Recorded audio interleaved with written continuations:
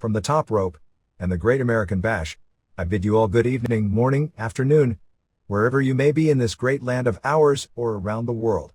Welcome to the $55 million studio on the Pro Wrestle Machine. Whether you're a longtime fan reliving these monumental events or a newcomer eager to understand wrestling's rich history, you're in the right place. This episode is packed with insights, opinions, and a few surprises along the way. Let's get into this issue. Through the use of the Pro Wrestle Machine. October 18, 1999 Observer Newsletter. Gorilla Monsoon passes away. Droz Paralyzed. Heroes of Wrestling Atrocity. By Dave Meltzer. Bob Gino Marella, who under the classic ring name Gorilla Monsoon was a fixture in the pro wrestling world for 4 decades, passed away officially at about 6:15 a.m. on October 6 at his home in Mooresville, New Jersey at the age of 62. Marella had been in poor health and nearly passed away more than 1 year ago but made a strong recovery. His condition took a turn for the worst after a mild heart attack on September 19, causing complications from diabetes to worsen. Those close to him noted that he went out like a man's man, and that he would have been able to stay alive being constantly hooked up to a pacemaker to regulate his heartbeat and on kidney dialysis, but, rather than have to live out his life being unable to leave the house, as a house vegetable as he termed it, he made the call that it was time to check out about 10 days before his death. He took himself off the dialysis and died a slow death. He came home on the afternoon of October 5 largely to die in peace after being hospitalized in Philadelphia. Marella's career in pro wrestling, which began in 1959 after being a 3-sport star in college and an Olympic hopeful in wrestling, took on many forms. In the early 60s, he was marketed as Gino Marella, a huge man for that era, with some agility. He was marketed as a friendly, clean-cut babyface local college sports hero for promoters Ignacio, Pedro, Martinez and Frank Tunney in the Buffalo, Cleveland, Toronto areas, where Italian babyfaces were popular. Gorilla Monsoon, one of the most famous heels of the 60s, was created by Vince McMahon Sr. in 1963 and with his immense size and one of the all-time great ring names, became one of the biggest names in the business. As with most big men in the profession, because the stress on the joints of a big man is much greater than a normal-sized wrestler, his in-ring prime wasn't as long as some of his contemporaries. As one of the few educated men in the pro wrestling industry in those days, he rose to a position of power, eventually being co-owner simultaneously of 2 of the most successful offices in the world, Capital Sports out of Washington, D.C., Worldwide Wrestling Federation, where he largely ran the television tapings for years, and Capital Wrestling, no relationship except Marella was a minority stockholder in both, out of San Juan, Puerto Rico, World Wrestling Council. In the early 70s, he also worked as the manager and frequent tag team partner of WWF champion Pedro Morales. In the 80s, after retiring from the ring in 1979 and being just about the only named wrestler in history never to come back from retirement, and selling his stock in both companies, he gained probably his most national fame as the announcer on World Wrestling Federation television and pay-per-view shows, as the unflappable straight man for Jesse Ventura and Bobby Heenan. In recent years, with health failing and his spirit somewhat taken away from him with the tragic death of his son, WWF referee Joey Marella in a July 4, 1994 auto accident at the age of 30. He had an on-air role as the figurehead WWF president and once a week came to the Titan studios to voice over matches for international WWF telecasts. Born Robert James Marella on June 4, 1937, he grew up in Rochester, New York and was a huge man by the standards of his time. While this would sound strange today, in the 50s there was virtually no such thing as a 250-pound high school student. With his size, he was an all-city football star at Thomas Jefferson High School on both the offensive and defensive line, and a local shot and discus champion as well as area heavyweight wrestling champion. He went to Ithaca College, a Division III school in upstate New York.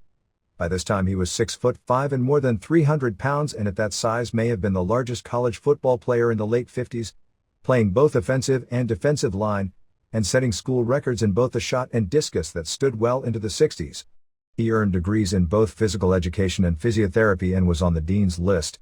With his size and power, wrestling was his best sport, and as a senior in 1959, he went all the way to the Division I finals in Ames, Iowa, placing second in the heavyweight division, losing to Oklahoma State's Ted Ellis. It should be noted that another huge pro wrestling star, Michigan State's Ted Wooden, Tim Mr. Wrestling Woods, placed second at 191 pounds in the same tournament. He represented the U.S. as a national team member in several international meets in Greco-Roman wrestling, but was beaten out by another future pro wrestler, Dale Lewis, for a slot on the 1960 Olympic team. Bad knees which already slowed his mobility kept him from being drafted by the NFL. His 18 seconds pin in college is still a school record for the fastest win, and led to what was his gimmick during much of his career of quick wins, and when he got older, quick count-out losses to build up heels for title shots. In 1973, he was inducted into the Ithaca College Sports Hall of Fame. He received his teaching credential, but with his size which made him almost a freak in the world at that time, he figured there was a lot more money in pro wrestling. He started as a teacher in Rochester, New York after graduating college, but only lasted a few months before being offered more money to wrestle. Martinez debuted as a local sports hero babyface in late 1959 at the old Rochester War Memorial Auditorium, drawing a crowd of 6,000 fans, about 4 times the usual attendance in the building, pinning Pancho Lopez in a matter of seconds. His background as a legit athlete and more so his huge size, as 300-pounders who weren't obese in those days could be counted on the fingers of one hand, kept him high on cards in his days as the babyface Gino Marella, wrestling mostly in cities like Rochester, Buffalo, Cleveland for Martinez and in Ontario for Frank Tunney. But he was not cut out to play the face role which seemed like a natural as a legit college sports star in those days. He was too big and powerful to sell believably to the wrestlers of that era, so he was limited to doing short matches which had no drama, and going into cities week after week doing 1-minute squashes gets old as well. He was also badly nearsighted.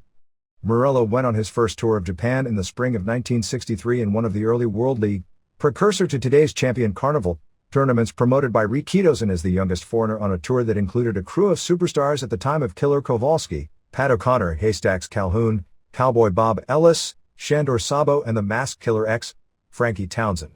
He was nicknamed the White Elephant and the Human Typhoon, on the same tour highlighted by Shohei Baba's return from the US, and the two had a famous singles match which Baba won but was notable for Monsoon using a giant swing on Baba. Kowalski was impressed with Marella's potential and introduced him to his friend Bobby Davis, the Top Hill manager for Vince McMahon Sr. Gorilla Monsoon, with the Monsoon being a takeoff from his Japanese Typhoon nickname, was introduced to the world in the late summer 1963 by McMahon. Davis, manager of Buddy Rogers at the time, brought him in to be one of the first in a long line of huge monster heels who would challenge Bruno Sammartino, who had just won the WWF Championship from Rogers. At the time he was the second largest true wrestling star of the era, only Haystacks Calhoun being larger. By the 70s men like Andre the Giant and Chris Taylor were significantly larger than Monsoon. With Rogers largely on the shelf due to heart problems, Monsoon was introduced with a storyline about Davis traveling to Manchuria to investigate the legend of this Neanderthal missing link like man-beast who could crunch anyone at will. He arrived, finding this supposed 6'7", 400-pound man wading nude in a stream not knowing a word of English.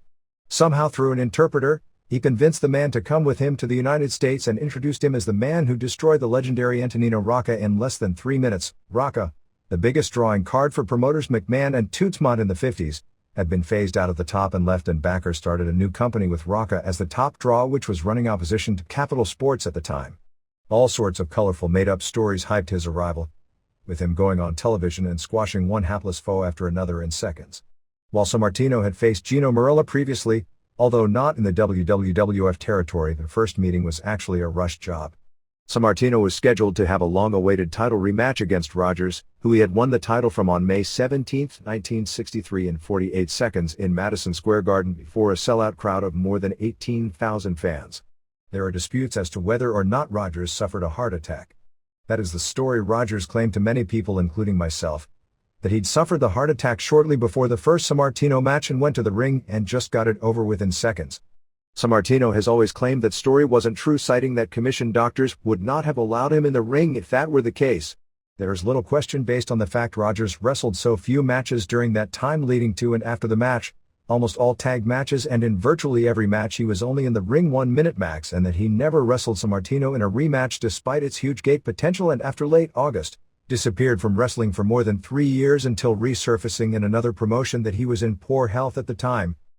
The Sammartino-Rogers match, scheduled for October 4, 1963, was moved from Madison Square Garden outdoors to Roosevelt Stadium in Jersey City, New Jersey because of the expectations of a record-setting crowd and gate wrestling behind Sammartino's popularity and strong local television. In New York, wrestling aired in prime time from 9 and 11 p.m. on both Thursday and Saturday nights, was doing huge business in the area. Just a few weeks before the show, it was announced locally that due to heart problems, Rogers had been pulled from the show and a tournament was held on television to create a top contender, sponsored by Ring Magazine, which saw newcomer Monsoon destroy everyone in less than 1 minute, including top heel Buddy Austin in the finals. A bloody Sammartino lost via DQ in that first meeting before a crowd of about 18,000 fans. Since Rogers was announced as the foe, ticket prices were jacked up, so the gate was the largest ever for the New York area, perhaps ever, or at least since the Jim Londos days. A rematch on October 21, 1963, which went to a double count out, drew an even bigger crowd, selling out Madison Square Garden, which at this point was something Sammartino was doing with regularity. Finally, on November 18, 1963, before another sellout, Sammartino got his win, and the Monsoon feud moved to the secondary markets on the circuit like Philadelphia, Pittsburgh, and Washington, D.C. Boston at that point wasn't part of the territory. It became a WWF city in 1965, and Sammartino vs. Monsoon was the first major match at the old Boston Gardens. Monsoon and Kowalski became the top heel tag team in the territory, winning the old U.S. tag team titles from Brute Bernard and Skull Murphy, before losing them to the Tolos brothers. Monsoon later held the same belts in 1965 with partner Bill Watts. He remained a top heel until late 1965. He went back to Japan in September 1966 as Gorilla Monsoon, the top heel on the tour, drawing sellout crowds in Sapporo and Sendai for international heavyweight title matches with Baba, losing the first via count out and the second via pinfall, although the first fall in the February 3rd fall match in their second meeting was via DQ, and teamed with Huge George Man Mountain Cannon as an 800-pound tag team to lose to Baba and Michiaki Yoshimura in an all-Asian tag team title match. He toured Japan twice more, once in 1969 in the World League tournament, and came back in 1972 for the World League, where he went to the finals in a tournament that included such foreign names as Abdullah the Butcher, Jos LeDuc, Dick Murdoch and Jose Lothario, on May 12 in Tokyo, losing to Baba with a Boston Crab submission in the third fall. Said to be a talented singer, while on that tour, he crooned at Shohei and Motoko Baba's wedding. After the death of Joe Tootsmont, who was McMahon's partner in Capital Sports, manager and former wrestling great Wild Red Berry and Phil Zacco, the Philadelphia promoter, were given the option of each buying 25% of Mont's 50% of Capital Sports. Berry declined and the offer went to Marella, although McMahon made some maneuverings to where he maintained 50% but got Arnold Skolin, his most trusted ally in the company, in for 10%, and Zacco and Marella each owned 20%. In later years, Willie Gilzenberg, a Northeast boxing promoter who was the figurehead president of the WWF during the 70s, also owned a piece. Monsoon, this time managed by Berry, returned in 1967 for another three-match series with Sammartino. The first meeting on February 27, which Monsoon won via count out, drew a sellout. The second meeting, on March 27, drew another sellout, going to the 11 p.m. curfew draw. Legend has this match as going 90 minutes, although they used to heavily shade time in those days and exaggerate the time of long matches. There is no reliable source as to how long it was, other than it definitely was less than 60 minutes. The third meeting, on May 15, which Sammartino won in a Texas death match, drew just shy of capacity, largely blamed on the fact that in the draw match, Sammartino had Monsoon down for a 2 count when the bell rang and the fans hated the finish. Monsoon then became a headline tag team with Toru Tanaka before making his face turn in late 1969. Sammartino was wrestling in a television match and was being double-teamed by 2 heels when, surprisingly, Monsoon made the save. Subsequently, Monsoon was wrestling and after a run-in was being double-teamed, and Sammartino saved him, saying he owed him a favor. Although I don't have records of this, it is likely the heels were Tanaka and Mitsu Arakawa, and they became a frequent tag team. Monsoon's role at this point was to often lose singles matches, almost always via count out as opposed to pinfall, to wrestlers being built up for matches against Sammartino, and later Pedro Morales. While the Monsoon of the 60s couldn't speak a word of English, the Monsoon of the 70s was a very literate, well-spoken interview. When Morales was champion from 1971 to 1973, Monsoon was used as his manager, to give interviews in English, often team with him, and be attacked by heels to set up grudge opponents for the champion. His Manchurian background was totally forgotten, and he became the 400-pound New Jersey giant from Willingboro, where he lived until just recently moving to Mooresville, although his physique changed noticeably, and he slowed in the ring greatly from his prime. If he worked undercard matches against wrestlers not being groomed for a title shot, they were generally very short squash wins. While McMahon Sr. handled the booking, Morella was his top assistant, and on occasion, was his policeman, the man to physically handle any problems with the other wrestlers. The McMahon Sr. booking was usually simple. The cards were headlined by title matches, with revolving heels brought in against a face champion. The heels would get either 1, 2 or 3 title shots against the champion in all the major arenas, based generally on how well tickets moved. McMahon would book the top 2 or 3 matches on the show and Morello would fill out the undercards.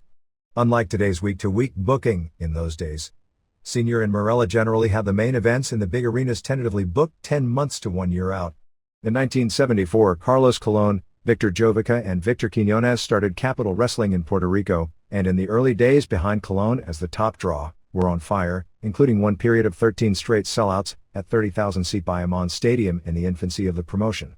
With the kind of money available, headliners could earn $3,000 to $5,000 working a weekend, and the climate was awesome in the winter for people living their lives in the Northeast. Even though he had slowed from his prime, Monsoon came in to reprise his role as a heel against the much smaller natives. He came in almost every other weekend for a few years, and also worked headline matches as a heel against the likes of Andre the Giant Bruno Sammartino, who did a rare job for Monsoon on July 22, 1978 in San Juan, losing the WWC North American Heavyweight title, and even Bob Backlund. Eventually Jovica's brother sold his stock and Morello owned 10% of the office for many years.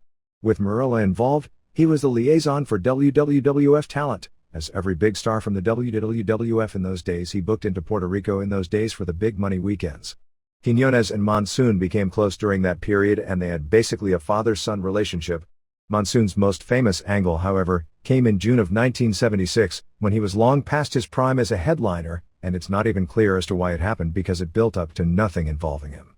Muhammad Ali was hyping a mixed match against Antonio Inoki, which was promoted as similar to the biggest boxing matches of the time, as a closed-circuit spectacular. Ali came to a WWF taping in Allentown, Pennsylvania to shoot an angle which eventually appeared on TV sportscasts throughout the country and nearly every wrestling television show in the U.S. Monsoon, who virtually never wrestled on TV by this point because he had already made his name and was more valuable backstage, was wrestling his longtime friend Baron Miguel Scicluna. After a few seconds, Ali, introduced before the match, hit the ring and threw jabs at Monsoon. Perhaps because Monsoon was such a huge man, he dwarfed Ali, who at the time was considered a large, agile athlete. They used him to get the idea that wrestlers were bigger and tougher than the most famous fighter in the world. Ali circled and jabbed, and Monsoon picked him up in an airplane spin, with Ali making facial expressions that would make Steve Regal proud and gently placing him on the mat, with Ali doing a great job of selling, particularly for someone who had never done pro wrestling. Monsoon condescendingly said that while Ali may be great as a boxer, he'd be nothing in a fight with a wrestler, saying he could have grabbed any hold at will and broken any bone in Ali's body, debuting his phrase that he used on television throughout the 80s, "He doesn't know a wrist lock from a wristwatch." For the public, it was felt that nobody knew Inoki, and at that time, nobody believed a wrestler could beat a boxer, let alone Ali, who was the ultimate boxing legend of the generation. Kind of hilarious in hindsight, so they needed to do an angle showing Ali selling big for a wrestler to put the result in doubt to the public. Later Ali did other angles where he KO'd lesser-known wrestlers on ABC's Wide World of Sports from Chicago, narrated by Howard Cosell, who made the famous call, "In all this nonsense, there is a chance that Ali could get hurt." In the 70s and early 80s, he ran backstage at television. Before the days when referees would have earpieces to get the messages to tell the wrestlers when it was time to go home, in more archaic days the job fell to Monsoon. Monsoon was visible to the referee, wrestlers and timekeeper in what later became known in wrestling as the gorilla position, basically wrestling's terminology for the on-deck circle, and when he took his glasses off, it was the signal to end the match. He got his final run of singles main events challenging and putting over superstar Billy Graham at most of the major arenas when he was WWF champion in 1977. In 1979, he announced if he lost a match in Philadelphia, that he would retire, and lost that match and never wrestled again. He also wrote a column for a Philadelphia newspaper, and perhaps his most noteworthy column came a few years later when he wrote the obituary for Graham's death of cancer. Of course, Graham was still alive at the time. Even when Monsoon got the word Graham was alive, he never wrote a retraction. A few years later, when Graham, with a shaved bald head, returned to challenge then champion Bob Backlund, the series drew a huge response. 3 straight sellouts in Madison Square Garden, but didn't draw well in Philadelphia because the word among fans in that city was that the real Graham had died and that the WWF, one of the W's had been removed by this time, was trying to sell an imposter on the fans. Morello was eventually bought out by Vince McMahon Jr. in 1982, but in return got a 10-year contract which gave him an announcing job and 1.5 times preliminary money on every WWF house show even though he never had to leave his home, which turned out to be a very lucrative deal when the WWF was running close to 1,000 shows per year. If you figure prelim wrestlers in that era were doing $2,000 per week, figure 1.5 times that multiplied by 3 house shows per night, and you realize he had huge money years after selling the company when Titan flourished in its 80s heyday. He became best known nationally during this period, generally hosting Wrestling Challenge, the WWF's show, many NBC Saturday night's main events and pay-per-view shows with either Ventura or Heenan as his co-host. Monsoon was not a good wrestling announcer and liked to show off some of his knowledge of body parts, which came off as arrogant to many, but played a good straight man for a comedic foil. As part of a promise Junior had made to Senior, the partners he bought, Marella, Zacco and Scotland, had to be taken care of as long as they were alive. Since his health problems, Marella generally went into the Titan studios once a week, on Thursdays, to reminisce about the old days and announce on WWF international broadcasts. He didn't need to do it, but liked it because it gave him a need to get out of the house and be productive. His funeral on October 9th in Willingboro, New Jersey was attended by none of the current WWF wrestlers except Miguel Perez and Juan Rivera, Savio Vega. Many of the top names including Steve Williams, Austin, and Mark Calloway sent flowers. Some close to him were upset by the almost complete absence of current generation stars, but the fact is they weren't the friends of his generation. The old-timers, the likes of Sheik Luna, Davey O'Hannon, Johnny Rodz and the Savoldi family were there, as was Heenan, who remained a close friend to him long after they were on opposite sides of the political fence. Much of the front office, as in particular the television production division, were there in force, and Vince Jr. gave the eulogy, and a letter written by Ventura was taped to his casket. Jr. also calling him one of the finest men I ever knew, gave Marella probably the nicest send-off on television on SmackDown of any wrestler of the past. Gorilla Monsoon. Career Title History. Source: Wrestling Title History's 3rd edition.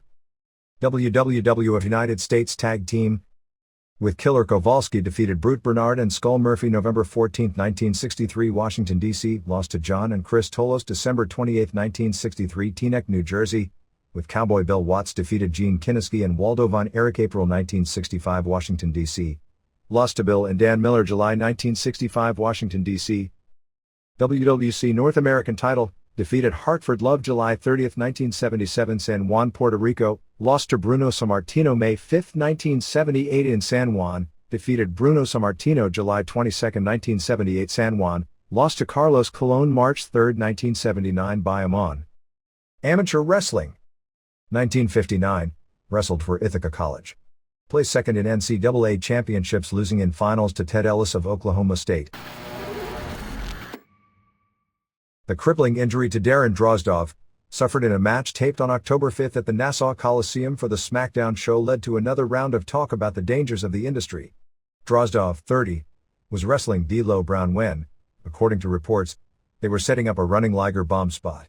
Various sources both there and in the WWF described what is a rather basic move as being messed up because Brown may have lost his footing and slipped, and because Drozdov's head was too low, the result being a terrible landing on his head, fracturing his neck, which at press time still has him paralyzed below the waist. The show was held up with Drozdov motionless in the ring for about 15 minutes, and he was rushed to the Nassau County Medical Center where he underwent more than 3 hours of surgery where bone was taken from his hip to attempt to repair his neck.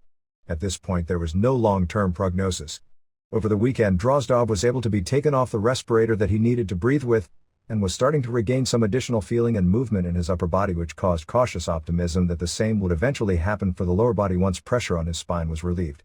However, due to his inability to move, he contracted pneumonia in the hospital and, except for close friends and family, wasn't seeing visitors.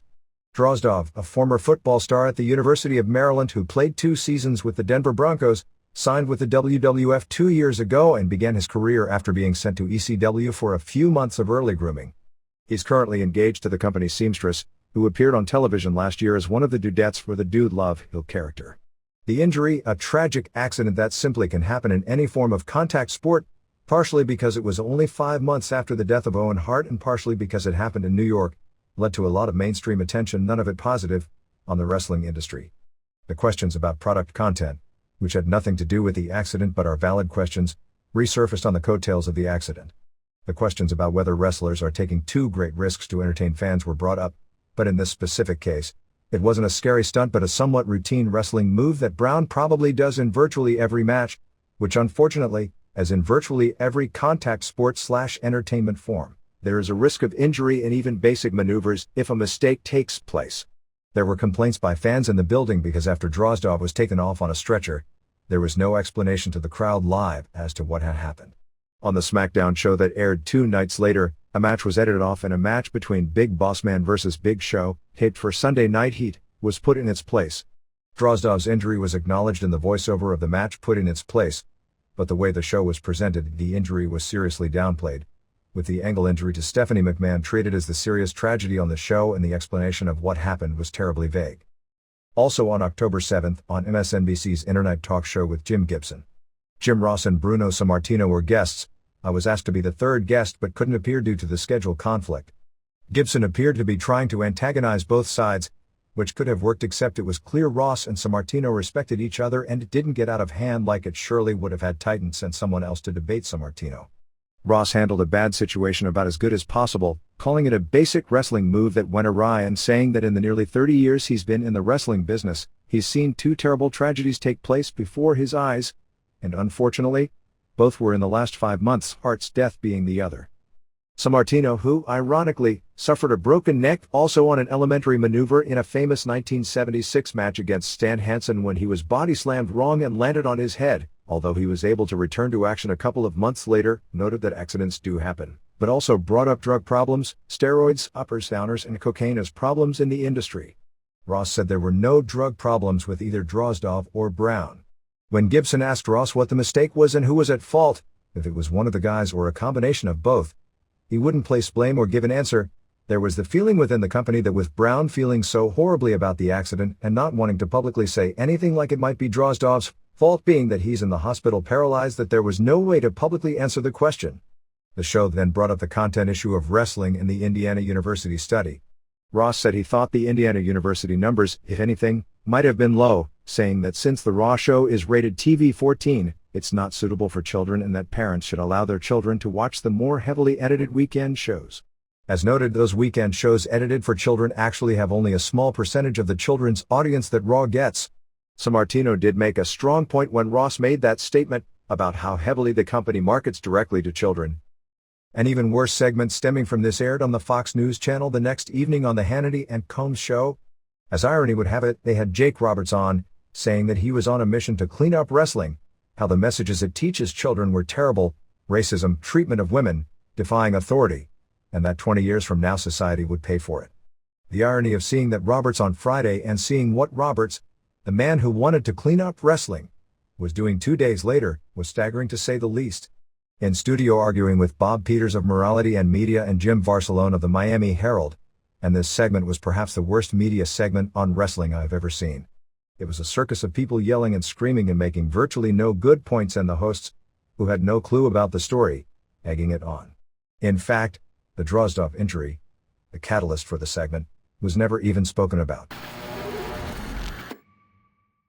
If ever there was a sign New Japan was in trouble, it's when after all the hype beforehand, that the Shinya Hashimoto vs. Naoya Ogawa match failed to sell out the Tokyo Dome. While on paper the crowd of 58,500 for the October 11th show, which from live sources indicated looked like a real figure, sounds good, the show was heavily papered. When the show began at 3 p.m., with well over 15,000 empty seats in the building, people thought the show was going to be the lowest drawing New Japan Dome show in history. By about 40 minutes into the show, when the junior heavyweight title matches began, the building had come close to filling up. It was part of a 3-day National Sports Day holiday weekend, so being on a Monday afternoon shouldn't have affected attendance, although there were a lot of competing sporting events and a lot of people did take vacations. Part of the problem, besides coming on the heels of a terrible main event on the previous big show, is the same problem with rings. The more this looks like sport to today's audience, whether it be Japan or the US, as the audiences are still different, but not as different as they've been in the past, the less marketable it becomes as compared with outrageous entertainment. Reports are that the matches themselves on the show, which lasted 4 hours, the top matches air on October 16th on a 90-minute TV Asahi show, were generally good, and it was a huge improvement on the Jingu Stadium disaster on August 28th. Because there was so much publicity coming out of the first Hashimoto-Ogawa match, The match drew tremendous coverage after the fact, including front-page coverage in many sports sections, and was also covered as a major news story on the TV Asahi Network newscast both late Monday night and on Tuesday. Fans heavily booed the strange main event finish, booked to look like a shoot and billed for a rematch, and thought the fact the match itself was so one-sided in Ogawa's favor again was strange, but were said to have overall liked the show a lot. In changes made the week prior to the show, the Hashimoto-Ogawa match was moved to the main event position on the card. Tatsumi Fujinami was named referee and Antonio Inoki introduced the match and was in the corner. However, it was Inoki who got in the ring to stop the match and rule Ogawa as the winner, with Hashimoto again taking a beating in a match worked to look like a shoot. It was also announced a few days before the show that it would be an NWA World Heavyweight title match and that Fujinami would ref instead of Inoki, who turned the spot down. Originally, to get over the IWGP Heavyweight title, the Keiji Muto vs Manabu Nakanishi was placed in the main event position, even though clearly it was the other match which was the big draw, stemming from their January 4th match, which was literally a one-sided shoot with Hashimoto getting the short end before he hit the ref to end his misery, and it was ruled no contest. Apparently, the NWA title process went something like this.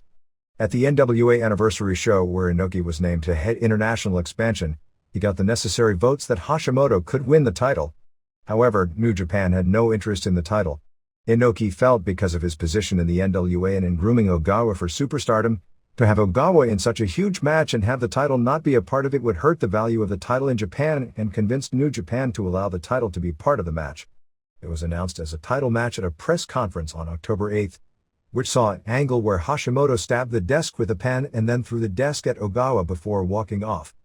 Fujinami slapped Hashimoto in the face just before he walked off for his insubordinate public behavior, while Ogawa wanted to go after him.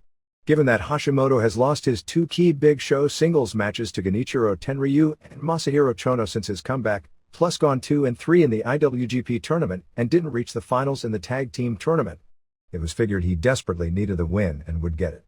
Those who work New Japan have noticed that Hashimoto means far less now than ever before, as his performance against Ogawa killed his tough guy rep to begin with, and then in his comeback he didn't get his heat back. Apparently the decision-making process for Ogawa to win stemmed from the idea that New Japan had nothing hot on the horizon for the January 4th Dome show and felt they needed a third match. Apparently that's also why Tenryu beat Kensuke Sasaki on the show, to set up a lengthier program between the two, including possibly a rematch on the next Dome. 1. Hiroyoshi Tenzan, Kim Kill-choi, pinned Tatsutoshi Goto in 10-13 after a diving headbutt. This was said to be a fair opener at best. 2. Kazuyuki Fujita beat Sean McCulley, who once fought in the World Combat Championships pay-per-view in the US and of late has worked for the UFO promotion, in 2:35 with a Shamrock ankle lock submission in a match said to be good for what it was. 3. Tatsuhiro Takaiwa and Shinjiro Otani retained the IWGP Junior Tag Team titles, beating Koji Kanemoto and Minoru Tanaka in 1832 when Otani pinned Kanemoto after the Spider Bomb spinning Liger Bomb. This was said to have been the best match on the card. Tanaka looked great with all his transition spots into armbars and near submissions. 4. Jushin Liger Keiichi Yamada captured the IWGP Junior title for the record-breaking 10th time, pinning Kendo Kashin Tokumitsu Ishizawa in 1608 after a brainbuster. This was said to have been a very good match as well. 5. Tatsumi Fujinami and Shiro Koshinaka beat Takashi Iizuka, Takayuki Iizuka, and Osamu Kido in 9:31 when Koshinaka pinned Iizuka after a powerbomb. When these guys came out after Liger had just wrestled, fans considered this as intermission and fans left for the concession stand. No heat and not much of a match. Even in Japan, where there is more of a tradition of respecting legends from the past, fans aren't into seeing the older wrestlers in slower old-style matches anymore. 6. Kimo Leopoldo made his New Japan debut beating Yuji Nagata in 3:54 with a choke. They worked the match to look like a UFC fight, so it was good for what it was, since Nagata is probably the best wrestler in the company at carrying a green guy in this kind of a match. It should make Kimo into something of a foreign star since Nagata has credibility. 7. Don Frye and Masahiro Chono beat Satoshi Kojima and Scott Norton in 1701 when Chono made Kojima submit to the STF. Chono, who is limited by his bad neck, really couldn't do much but punch or kick. They did a big storyline tease spot where Frye accidentally punched Chono. They are doing a slow build to an eventual split of Team 2000. Said to be good. 8.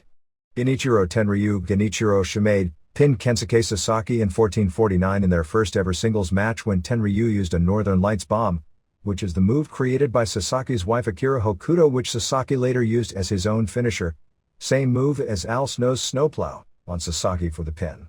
This was said to be surprisingly good and one of the 3 best matches on the show. 9.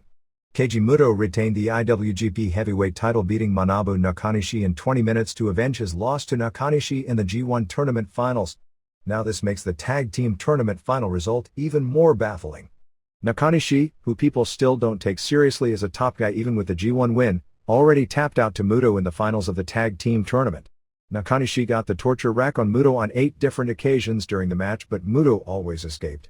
On the final one, Muto rolled off his shoulder and got the armbar for the submission via ref stoppage. Nakanishi looked terrible, but Muto apparently did a good job of carrying things. 10.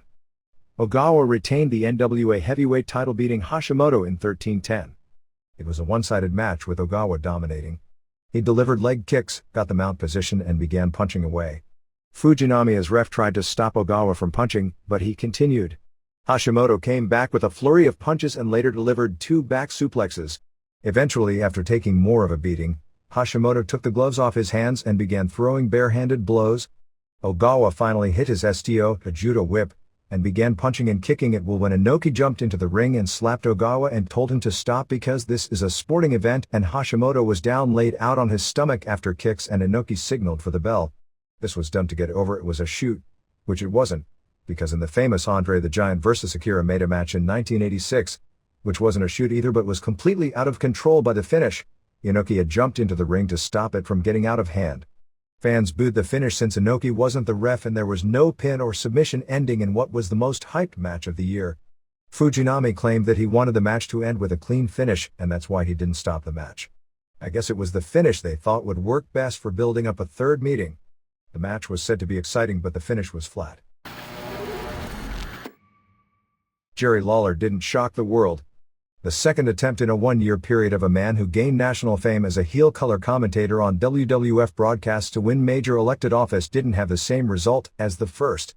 Lawler, who turns 50 next month, finished in 3rd place in a crowded mayoral race in his home city of Memphis, garnering a total of 19,000 votes, or about 12% of the total, while behind the 75,000 votes picked up by incumbent and eventual winner Willie Harrington, who picked up 45%, and Joe Ford finished with 41,000 votes for 25%. Lawler still finished ahead of more than a dozen other candidates in the race. Lawler thought, because in the years he headlined wrestling matches in Memphis, he was cheered as heavily by blacks as whites. His popularity with blacks in the early 80s was such that racists used to refer to blacks in Memphis as Lawler's cousins, that he'd be the only candidate whose appeal would cross racial lines, but that didn't turn out to be the case as he only received 1% of the black vote as opposed to 19% of the white vote. Shawn Michaels, the Funk's former karate legend Willie Williams, and several wrestlers from ECW will headline FMW's 10th anniversary show called Entertainment Wrestling Special Live on November 23rd at the 17,000-seat Yokohama Arena. The show, billed as having 7 main events, is headlined by a loser leaves FMW death match for the World Entertainment Wrestling Championship, with champ Koto Fuyuki defending against Masato Tanaka. Michaels will referee the first singles match between Eiji Izaki, the original, and now unmasked Hayabusa, versus fake Hayabusa, Mr. Ganasuke. There will also be a pair of WEW title matches, with tag champs Tetsuhiro Kuroda and Hiskatsu Oya, with female manager Tanimoto defending against Raven and Tommy Dreamer, managed by Francine. The other title match is the debut of the WEW Hardcore title, with champ Kentaro Kanemura defending against Balls Mahoney. The next 2 matches down on the show involve Japanese legends from another era returning.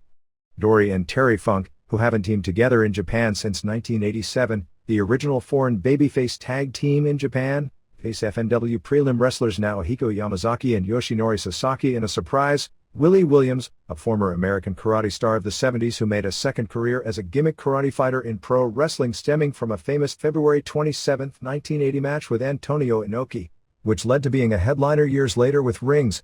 I'm guessing he's now in his early 50s, faces Haido. The remainder of the show has Kaori Nakayama and Emi Motokawa in a women's tag match, and an opener with Koji Nakagawa and Gedo and Jado versus Riki Fuji and Flying Kid Ichihara and Chocoball Mukai, with female managers in each corner. As an attempt to spur ticket sales, there is a story being floated in the media that if this show doesn't draw, that FMW would be forced to close because they've already spent $475,000 on the show.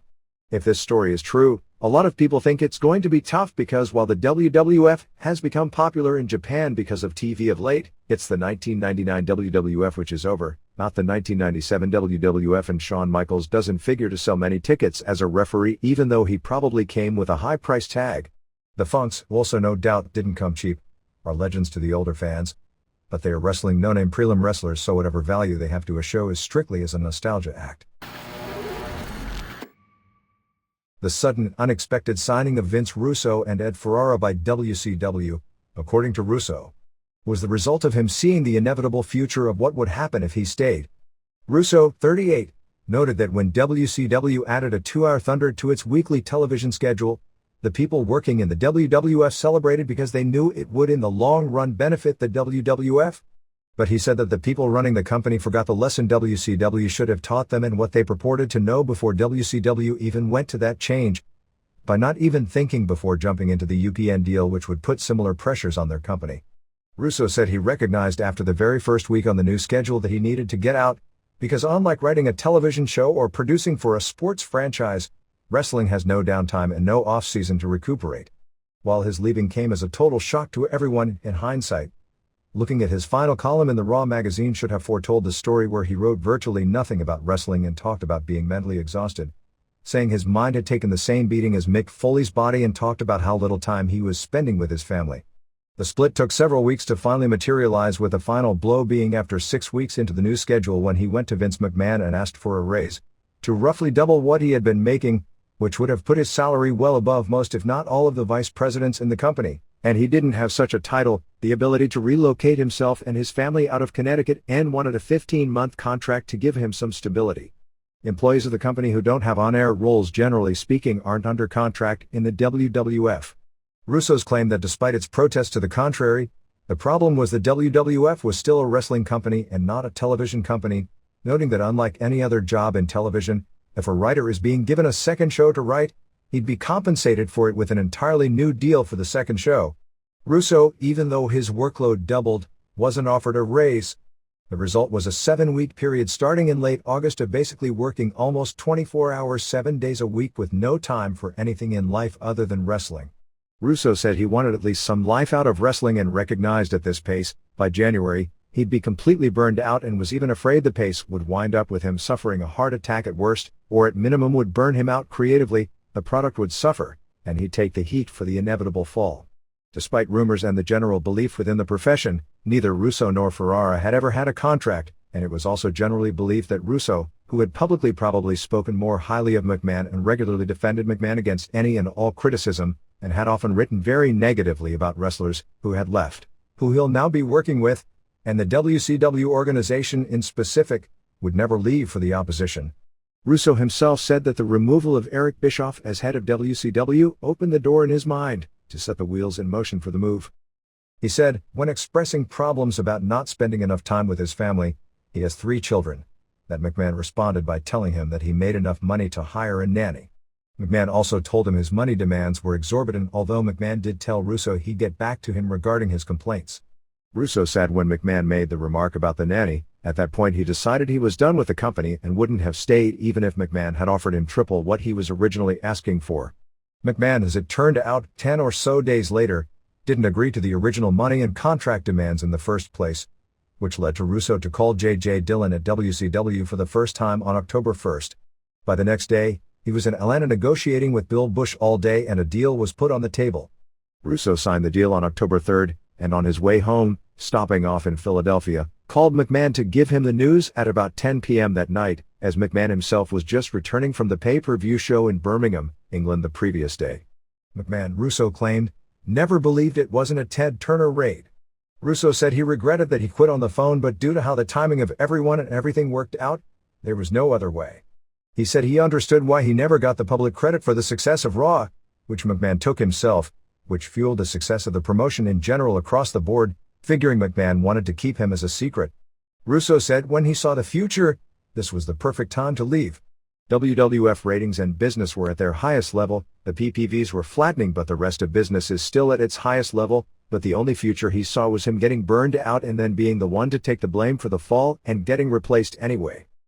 Those in the WWF felt that Russo and Ferrara over the past week had done a masterful job of getting the story out in the media but were taking far too much credit for the company's turnaround. While there was no denying the hours and the success of what Russo accomplished, the feeling was Ferrara's achievements were being totally overplayed.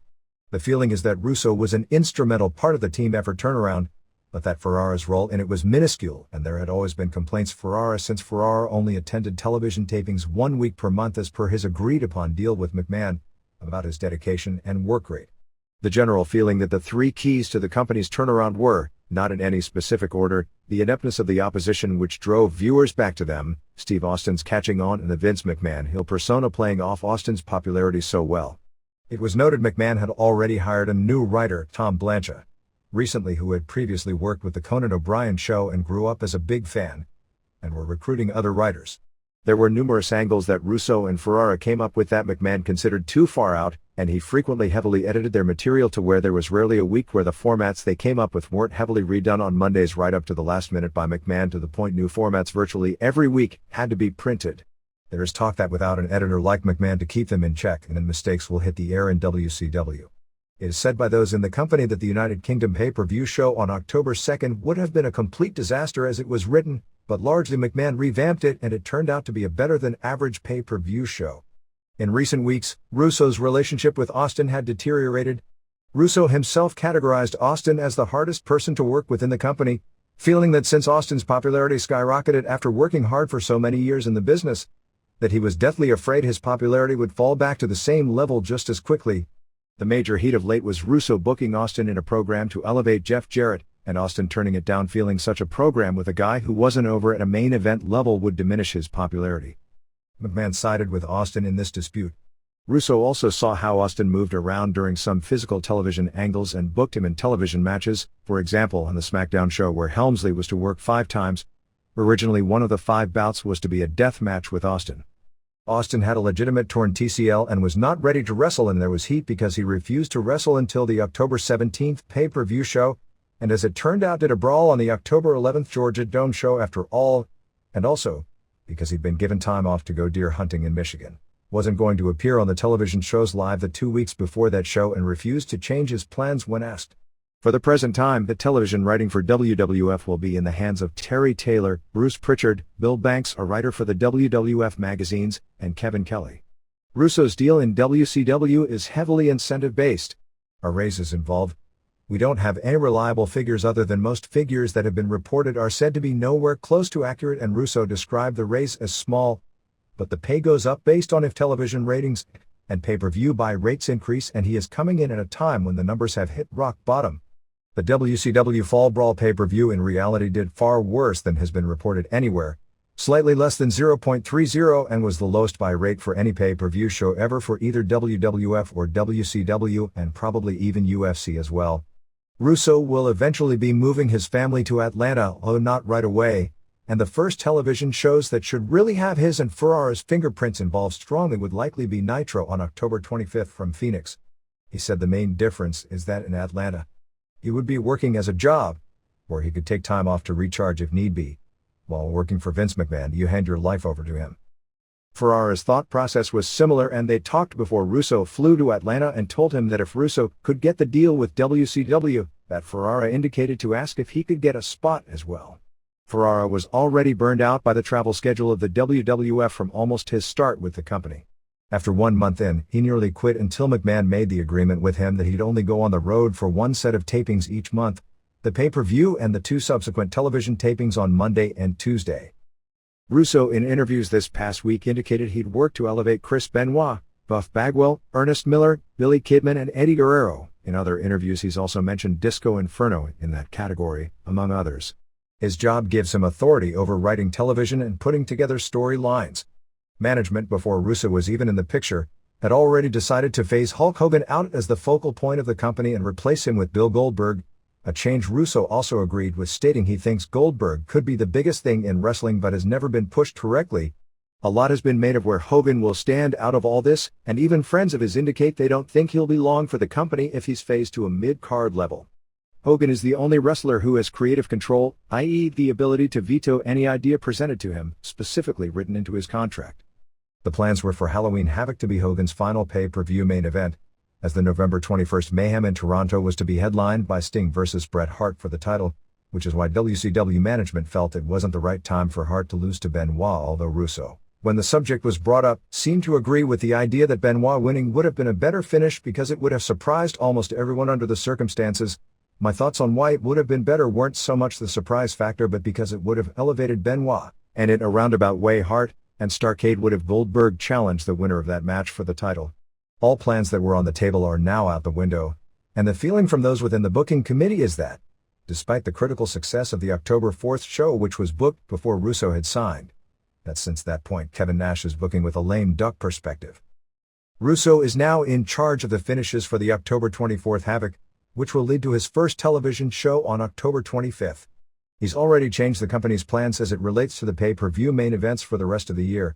There were numerous reports of Hogan giving notice, and it was generally believed even within the company the reports were true. Those in the company closest to Hogan deny them, and whether they are technically true or not, the word appears to have been leaked out for an internet angle. They started an angle, yes, this interview was a complete angle, to work the boys and the internet on the October 11th Nitro where Hogan looked pissed off. Gene Okerlund fed into the rumors without saying what they were, and Hogan didn't answer the question that wasn't asked. Hogan, after his interview, stormed out of the building in front of everyone. As luck would have it, came upon Bob Ryder just before leaving, who to his credit according to those who talked with him questioned whether this was a setup or not, since they regularly done so with both he and Mark Madden to get fake inside stories out, and told him he'd given notice, was fed up and that this might be his last television taping. To the other 95% of the television audience that had no idea about the stories of Hogan leaving, they must have had no clue as to what was going on with that interview. Hogan finished the interview saying that for all the boys in the back laughing, it had become no secret that 80% of the wrestlers in the company wanted Hogan to be gone, that come Havoc, he'd have the last laugh on all of them. Russo on the WCW Internet talk show played into the angle, hinting that Hogan was uncooperative. This is scheduled to lead to a work shoot angle of the Brian Pillman variety continuing, so Hogan's behind-the-scenes story will be the main item of insider gossip and keep his name fresh. He noted a philosophy of putting on a show that doesn't give a viewer a chance to use their clicker. Mostly short matches, rarely a match over 7 minutes, and a bing bing bing style where no rest holds are used longer than 15 seconds. The show will be more soap opera oriented, the obvious WCW weakness, and he'd attempt to get Turner management and broadcast standards to allow him more latitude in the type of sleazy-based angles that turn the WWF's ratings around. He has spoken in the very recent past of his belief that Mexican wrestlers, particularly those who don't speak English well, and Japanese wrestlers would never get over to mainstream wrestling fans. Ironically, the October 4th Nitro was considered by many the best episode of the show perhaps all year, and it was also the lowest rated. The upside of the show was not the storylines, but because 3 matches. Rey Mysterio Jr. vs. Dean Malenko, Billy Kidman vs. Juventud Guerrera, and especially Benoit vs. Bret Hart were given ample time to put together great matches, all of which were far longer than Russo's general philosophy on how much time wrestlers should be out there, and 2 of which involved Mexican-oriented talent. Mysterio Jr. is technically Mexican in heritage, and his first stardom in wrestling was in Mexico but grew up in the United States, being given time to shine. He's also been very vociferous and controversial, with his views that kids today are exposed to so much and are so much smarter and more sophisticated than kids of the same age years ago that the WWF product was suitable for young children, a philosophy that WWF as a corporation, as espoused publicly by both Vince McMahon and Jim Ross of late, publicly wouldn't even go that far with. Kidman vs. Guerrera was a ratings flop, while the Hart-Benoit match did increase its audience throughout for a match many over the past week have tabbed as the best American match this year. I'll reserve comment on that until seeing the unedited version of the match without commercial breaks, as I'm told the match comes across significantly better viewed under those conditions, but there's no denying it was one of the most, if not the most memorable American matches of the year, but it also started out at a very low level and was beaten better than 2-1 by its competition. He indicated a need for Nitro to move to 2 hours, which he hoped would be 9 to 11 p.m., head up with Raw, vacating the first hour which Nitro usually does its best numbers in. He wanted Nitro to change to a TV-14 label from TV PG, and with that rating, allow more Tanda, and spoke of wanting to recruit more women to play roles. He also wanted Thunder cut back to 1 hour and was up in the air regarding the Saturday night show, figuring it could be used as a way to expose younger wrestlers and give them time to learn how to cut interviews. Neither change has been approved at this point, although there is a current plan to move Thunder in January to Wednesday nights, and for the shows to be taped weekly as opposed to bi-weekly, one day ahead of time, so the stars that appear at Nitro would be kept on the road another day for Thunder rather than go home and make Thunder a secondary show when it came to star power as it's been, and its ratings have suffered greatly, being about half of what they were 1 year ago. Cutting back on television time is a mixed economic bag. If WCW were to this week cut back from 5 primetime hours to 3 is ad revenue, a prime source of income, particularly with the huge declining pay-per-view buy rates and lesser decline in house show revenue, would at first take an additional 40% hit. With the company already in financial disarray, it would be a short-term disaster and would require a huge increase in ratings over the long haul to make up for the cutback in time. But the current formula is clearly a losing battle, as ratings haven't settled into a low level and in fact are still falling, but for the most part that's also an industry-wide pattern based on overexposure, and it's questionable how much one company voluntarily cutting back will change that industry-wide problem. Of course, if things continue unabated, ultimately the ratings will get to a low enough level, if they aren't already on Thursday. PBS and TNT expect the wrestling shows in prime time to do 3.5 ratings, and Thunder is barely doing half that now, and the only hour which does it is the unopposed first hour of Nitro, to where outside forces at the station would order a cutback anyway. Russo said he constantly stressed the need in the WWF for new talent to fit into the mix when SmackDown started, because they barely had enough talent to fill a 2-hour Raw, and Russo was largely behind getting people with ECW backgrounds like Stevie Richards, Blue Meanie, the Dudleys and Taz to come in, and claimed he strongly pushed for getting Chris Jericho in. After Paul White signed, the recruiting of Jericho, which panned out, and Benoit, which didn't, were the 2 biggest talent recruitment goals for the company this year. He said the idea to push Vince McMahon so strongly after the 1997 Survivor Series, and later Shane and Stephanie McMahon, was because the company so greatly lacked in talent depth and subsequently has added very little depth while adding 2 new hours of programming per week, and felt he was going to a company with far greater talent overall. A clarification on the case filed this past week against Martha Hart by WWFE. According to WWFE attorney Jerry McDevitt, to justify bringing an action in federal court requiring the change of venue, which is what the WWF seeks in this case, it requires a presentation of at least $75,000 in damages.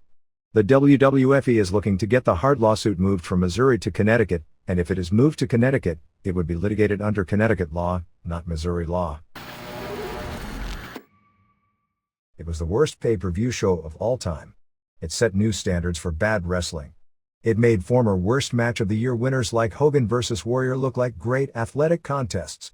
Big Boss Man vs. Al Snow with dogs around the ring barked less than many matches on this show.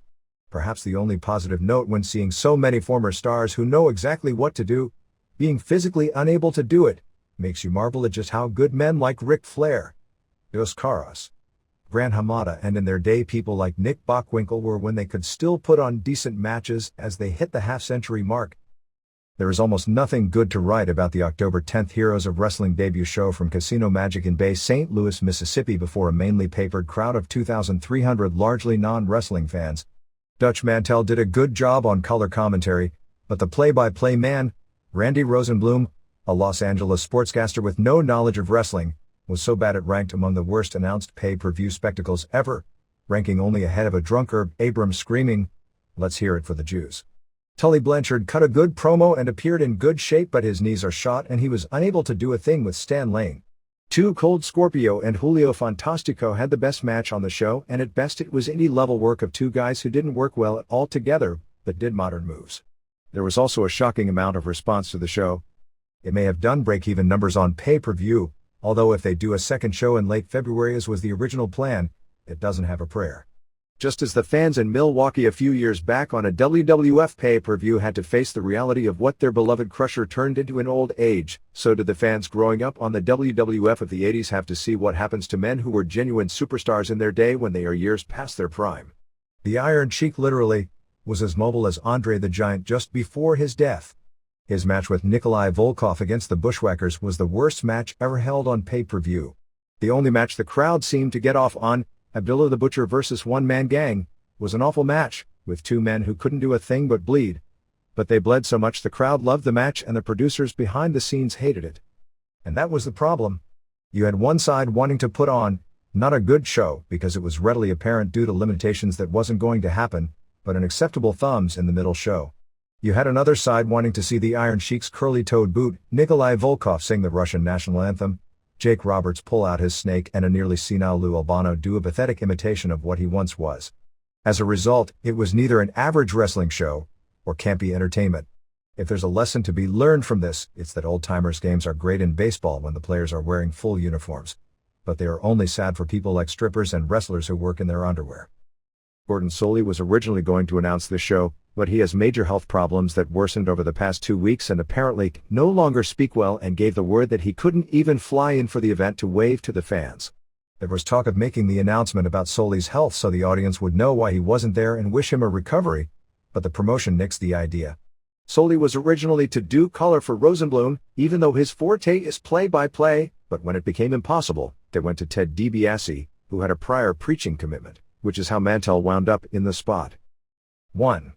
The Samoan SWAT team, Samula Anoya and Sam Fatu, who was billed as Fatu but is actually the twin brother of the better-known Fatu under WWF contract, beat Marty Jannetty and Tommy Rogers, Thomas Couch, in 10 minutes. Both Paul Adams and Sika, Fatu's father, were in the SSD's corner. Jannetty, now 40, and Rogers, now 38, physically looked better, Jannetty, or as good, Rogers, as they did a decade ago in their glory years. Samu, who could have been one of the all-time greats and is now only 36, looked to be out of shape at about 345 pounds, while his cousin, who also could have been one of the all-time greats, longtime fans will remember the 18-year-old Tonga kid headlining Madison Square Garden against Roddy Piper in 1984, is now only 33, but looks to weigh about 360, all behind him. Rosenbloom called Rogers flying drop kicks, leg kicks. Samu pinned Rogers after a Mark Marrow TKO. January 2 1 stars. 2. Greg Valentine, John Wisniewski Jr., pinned George Steele, Jim Myers, in 6:37. Valentine is now 51 while Steele is now 63. Sherry Martel played the aging sensuous Sherry. Actually, I think she's only 2 years older than Deborah but has been through rougher times and obviously hasn't had the money for the same amount of surgery since they actually both started out as beautiful women, doing a skit where Steele had a crush on her and in a pre-match vignette ripped her dress off. But she double-crossed him during the match, giving Valentine a foreign object and eventually hitting Steele with a chair for the pin. Steele's left eyebrow was out of control. Actually, Sherry looked young after seeing Moolah and May. Valentine and Martel then left together. -3 stars. 3. 2 Cold Scorpio, Charles Skaggs, pinned Julio Fantastico, Julio Sanchez, in 9:37. Scorpio came out with a belt and it wasn't acknowledged what the belt was.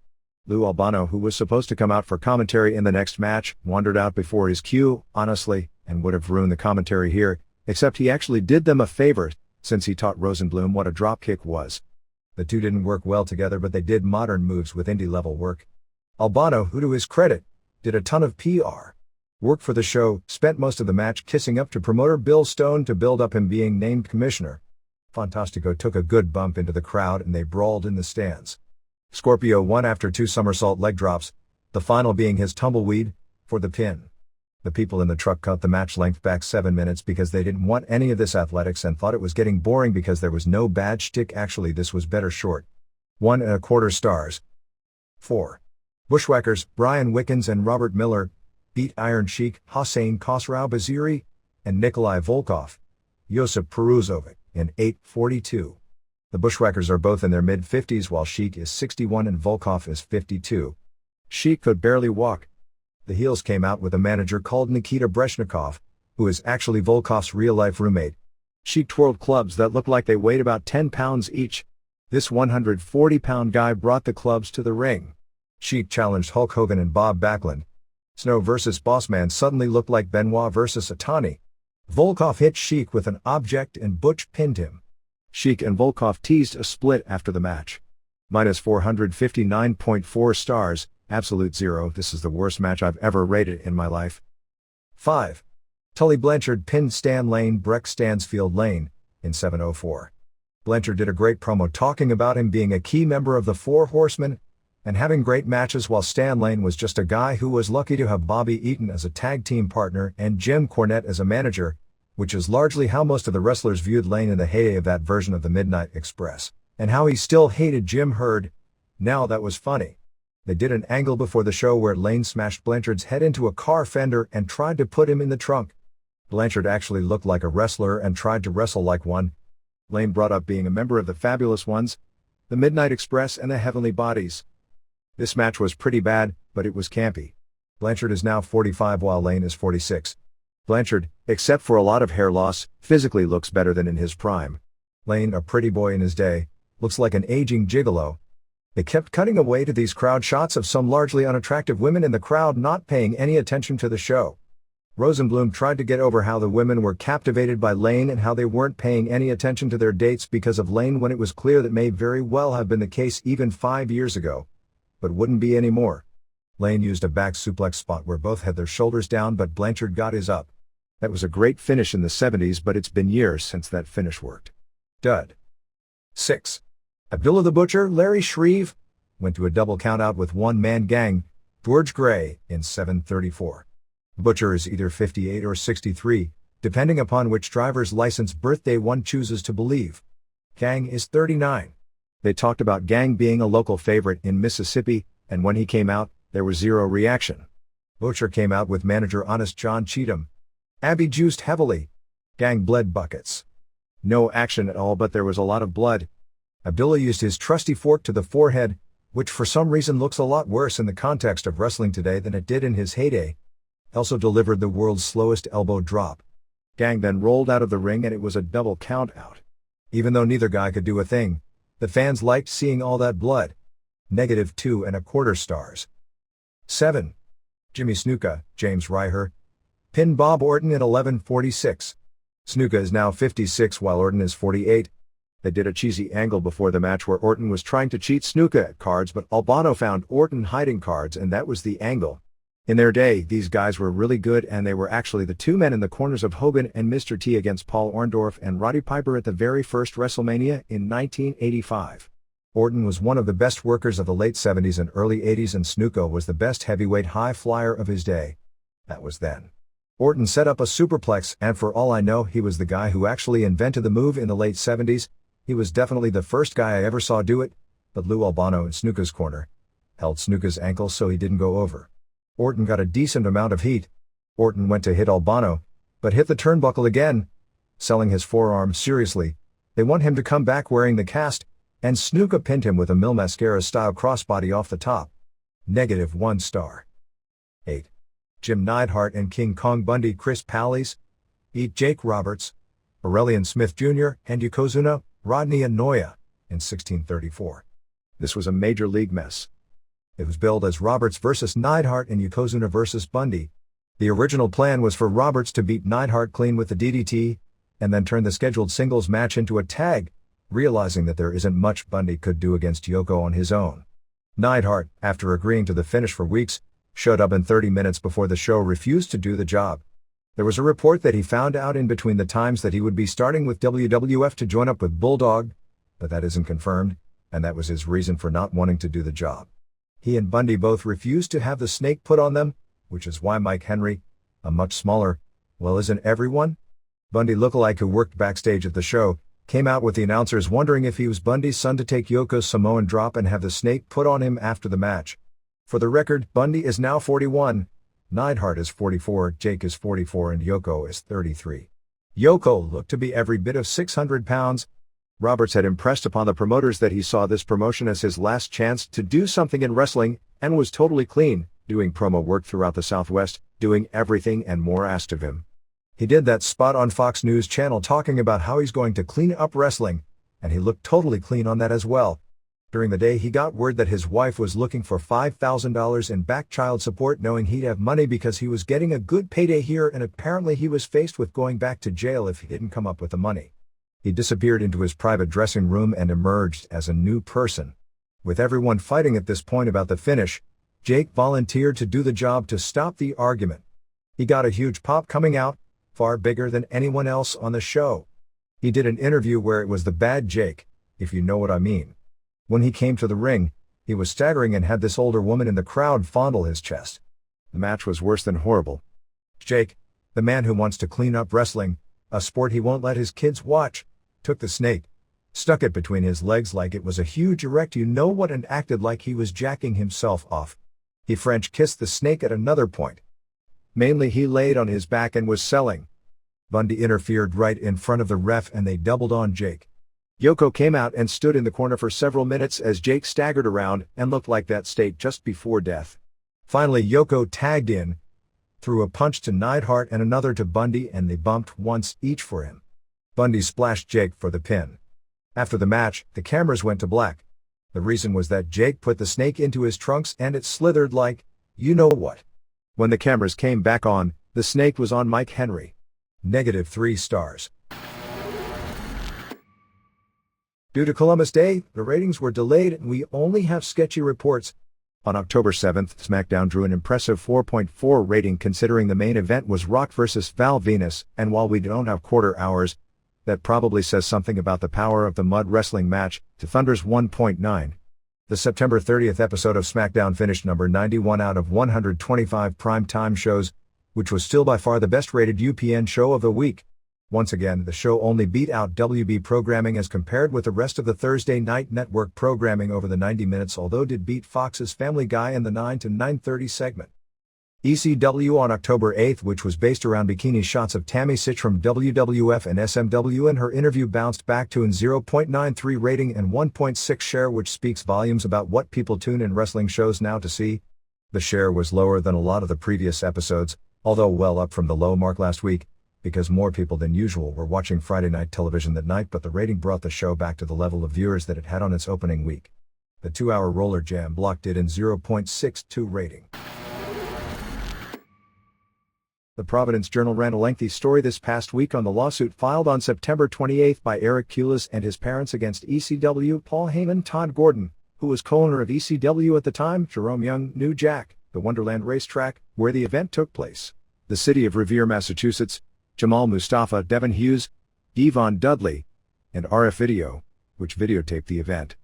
The lawsuit again claimed Kulas, when he went to the ring in the famous November 1996 match where he teamed with Devon Dudley against New Jack and Mustafa in Revere, Massachusetts, was expecting to wrestle against two midgets that he came to the building with, when the gangsters came out and New Jack hit him with various weapons, and that the match turned into a shoot with New Jack carving up his forehead against his wishes, leaving him with severe permanent injuries and disfigurement. Young was declared not guilty in a criminal trial in May because it was difficult to convince a jury what was and wasn't real going on within the confines of a wrestling match, and also because most witnesses contradicted much of Kulas' story, which most who followed the case felt was inevitably going to be his downfall in court. Most sources, and most of the testimony in the trial indicated that Kulas, who was 17 at the time, did come to the building hoping to get on the show to wrestle the midgets, but backstage was asked about wrestling New Jack, agreed to it, and discussed with New Jack and agreed to allow New Jack to blade him. In trial he testified he had never bled in a wrestling match before, a claim that was also contradicted by people who had worked on a small independent show weeks before the Revere match where Kulas, who wrestled under the name Ralph Mass Transit Cramden doing a bus driver gimmick, had bladed. New Jack sliced his head open way too long and too deep with what appeared to be an X-Acto knife, and the blood gushing out of Kulas' head was like a water faucet and may have been the single most disgusting thing I've ever seen watching wrestling. While the tape from the match did air at the trial, Heyman and ECW banned RF Video, which filmed the event, from selling the tape, but not before a few copies had gotten out, and the underground dubbing of viewing of this match has become almost a sick classic. The judge refused to allow the most graphic portions of the tape to air for feeling it would prejudice the jury, which the Kulas family claimed afterwards. Had the tape been aired in an unedited form, the result of the trial would have been different. The 350-pound Kulas had wrestled only a few matches before this event and never wrestled afterwards. Aside from the jury being unable to separate what was and wasn't real, and even though New Jack hit him with very stiff shots with weapons, probably too stiff in many cases against an inexperienced teenager, it never turned into what would be called a shoot, and it was just a guy giving someone a beating in a work and cutting him too deeply. This really was a matter for civil as opposed to criminal court to begin with. Kulas did and continues to do himself no favors by telling a story about the background of the incident that was contradicted by everyone on the stand and from most other accounts from the beginning, according to those backstage who have consistently described what happened, isn't consistent with the truth. The same contradictions will hurt him in a civil case more than any editing of the tape that the jury will see. If his own credibility would have remained in check, he may have had a very strong civil case, which is probably where this should have been decided all along. James Merberg, the attorney for Young, noted Kulas never tried to defend himself, never left the ring after being hit with objects, and tightly pressed together his lips and puffed out his cheeks while being cut, a maneuver which would make the blood spurt out more dramatically. Young testified that he meant to cut Kula's, but not that badly. ECW and New Jack have since used the incident to try and push his character being so violent, dubbing himself Not Guilty New Jack and doing promos bragging about what he did. In the story, Kula's claimed that the only time he leaves the house is to go to doctors, psychologists or to his lawyer, that he suffers from headaches, anxiety and depression caused by post-traumatic stress and dizziness and nausea from post-concussion syndrome. He claimed the deep blade job caused numbness from his forehead to the bridge of his nose, and that he needs shoulder surgery because his rotator cuff was damaged on a slam during the match. The story quoted Kula's father Stephen and a second source as saying after the match, ECW offered Kula's $15,000 in cash and a wrestling contract with the company but refused to agree to fire or even reprimand Young. In the story, Eric Kula's is quoted as saying, "I chose not to take it. I am out to get them. I am out to close them down." Japanese television rundown. September 26th, All Japan. The first part of the show aired clips from the Fan Appreciation Show, which took place September 18th at Korakuen Hall, which were a series of blind draw matches. The heat for these matches with unusual pairings was strong. They just showed short highlights. Yoshihiro Takayama vs Yoshinari Ogawa 20 minutes draw had good heat, but the wrestling looked sloppy. Masafuchi vs Kentaro Shiga draw had real good heat. Kenta Kobashi and Masamichi Marufuji vs Takao Mori and Makoto Hashi looked like a hell of a match. Of course Kobashi looked great, but Marufuji looked like a future superstar in this one. Akira Taue and Masahito Kakihara vs Yoshinobu Kanemaru and Takeshi Morishima, which ended when Taue choke-slammed Morishima, also had a lot of heat, and was very good, with Kakihara vs Kanemaru, who is a very good undercard worker who unfortunately is limited by his size here. Mitsuharu Misawa and Satoru Asako vs Tsuyoshi Kikuchi and Masao Inoue, with Misawa's team winning, was a lot of comedy spots.